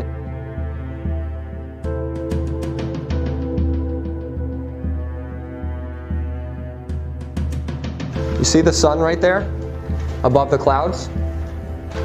Do you see that little hot spot under it? That's only possible if the sun is close to the Earth. You wouldn't have an isolated hotspot if the sun was 93 million miles away, because it would be hitting at the same point the whole side of the Earth. It would be hitting this entire, whatever side of the sphere that it's shining on. It would not be isolated. But this is from an amateur weather balloon, and you can see that the sun, not only the flat horizon, see the flat horizon, but you see that the sun right here has a hot spot directly under where it is located, because the sun is close to the Earth. And what it's showing you there is the heat coming down from the sun. So wherever is under the sun, that's why at 12 o'clock it feels the hottest, when the sun is directly above you, and you start to feel the temperature increase as the sun gets closer to you, right? So when the sun starts setting, remember we're talking about a field of view. The sun is always parallel to the Earth. It never goes up or down. It's a matter of perspective. So the sun is, when it's coming at you, it looks like it's rising up. In the same way, when you walk closer to a building, it looks like the building's getting taller, but the building remains the same height. So when the sun is getting closer to you, it looks like it's rising up. And do you ever notice that at 12 o'clock when it's directly above you, it's the hottest point of the day? And there's the most heat? It's because the sun is close to you, and when it's that close, you're feeling that hot spot. You're feeling the hotter it is, the closer it is to you, right below you. That's why at 12 o'clock, it's usually the hottest point of the day where you are located, because it's directly under the sun. And as the sun gets farther away, it looks like it's going down. But actually, remind you, if it's coming towards you and it looks like it's getting higher, it's just a matter of your perspective. And then as it goes away, it will look like it's going down, but remember, all the points are converging. When we talked about that hallway, how it'll look like the top of the ceiling is coming down, but really the ceiling is at the same exact height from the floor. So it's just a matter of your perspective. And that's exactly what's happening there.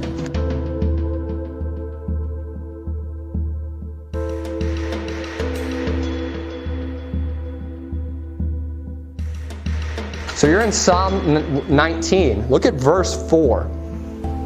It says, their line is gone out through all the earth. Remind you, we were talking about that line, right? The line just measuring a flat surface. So the line has gone out through all the earth. You wouldn't use the word line to describe all the earth, right? But that's not even the most important part of this verse. I like that verse. I like that part of it. But look what it says. Their words to the end of the world, in him that has set a tabernacle for the sun. So what's the subject of these few verses? The sun, right? Setting a tabernacle for the sun, which he has, with the firmament. Which is as a bridegroom coming out of his chamber, rejoices as a strong man to run a race. His going forth is from the end of heaven, and his circuit unto the ends of it, and there is nothing hid from the heat thereof.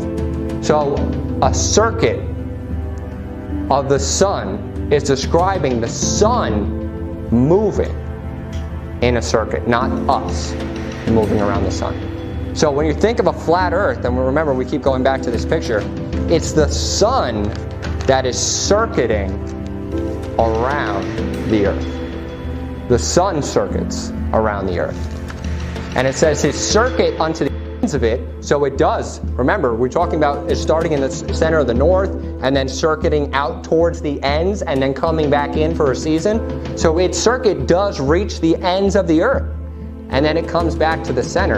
And there is nothing hid from the heat thereof. So it is encompassing the whole earth.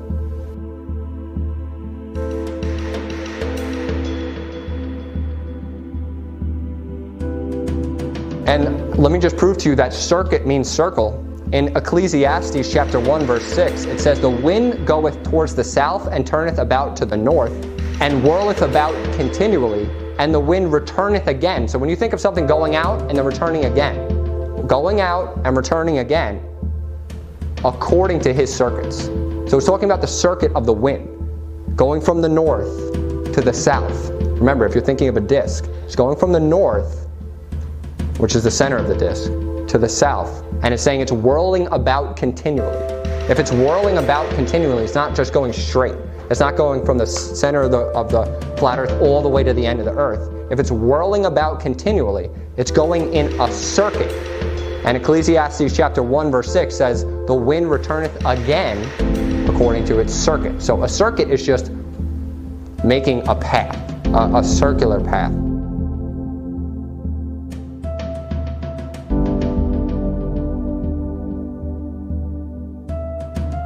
Turn to Job chapter 9, verse 7, because remember, I'm trying to prove to you that the sun moves, not the earth. The sun moves, not the earth.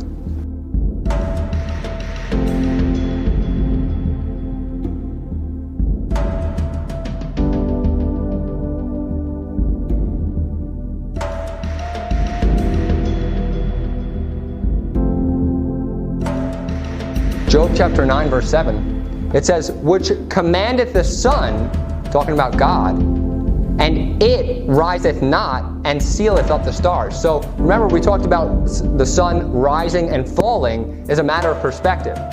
So if the sun is rising, it's moving closer to you, right? It's rotating, it's circuiting closer to you. If God can command the sun that it riseth not, that means the sun is no longer spinning. The sun is no longer going around the earth. He's stopping the circuit of the sun. He's commanding the sun, and it riseth not. It didn't say the earth riseth not. It didn't say the earth stops spinning. It doesn't say the earth stops its tilt. It says he commands the sun, and it riseth not. It's talking about the sun making its rounds, its circuit about earth.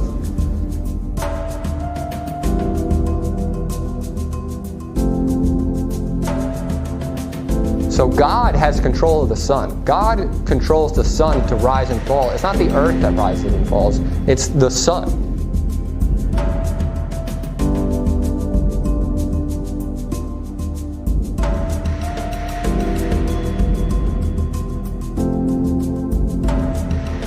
So in Joshua chapter 10, look in verse 12, it says, then spake Joshua to the Lord in the day when the Lord delivered up the Amorites before the children of Israel. And he said in the sight of Israel, sun, stand thou still upon Gibeon, and thou moon in the valley of Hajalon. And the sun stood still and the moon stayed. So what is this saying? It's that saying that the sun and the moon are the ones that are rotating. It's the sun and the moon that he's commanding to stay still. He didn't say, earth, rotate thou not. He didn't say, earth, spinneth thou not. He said, sun, stand thou still, thou and thou moon. Because the sun and the moon are rotating. And then it says, and the sun stood still and the moon stayed. So the sun and the moon didn't move. And then look what happens from that. Until the people had avenged themselves upon their enemies. And then it says, so the sun stood still in the midst of heaven and hasted not to go down. Mind you, that's the perspective. Hasted not to go around the earth.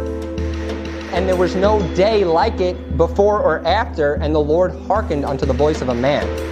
So he's saying the sun did stay still in the midst of heaven.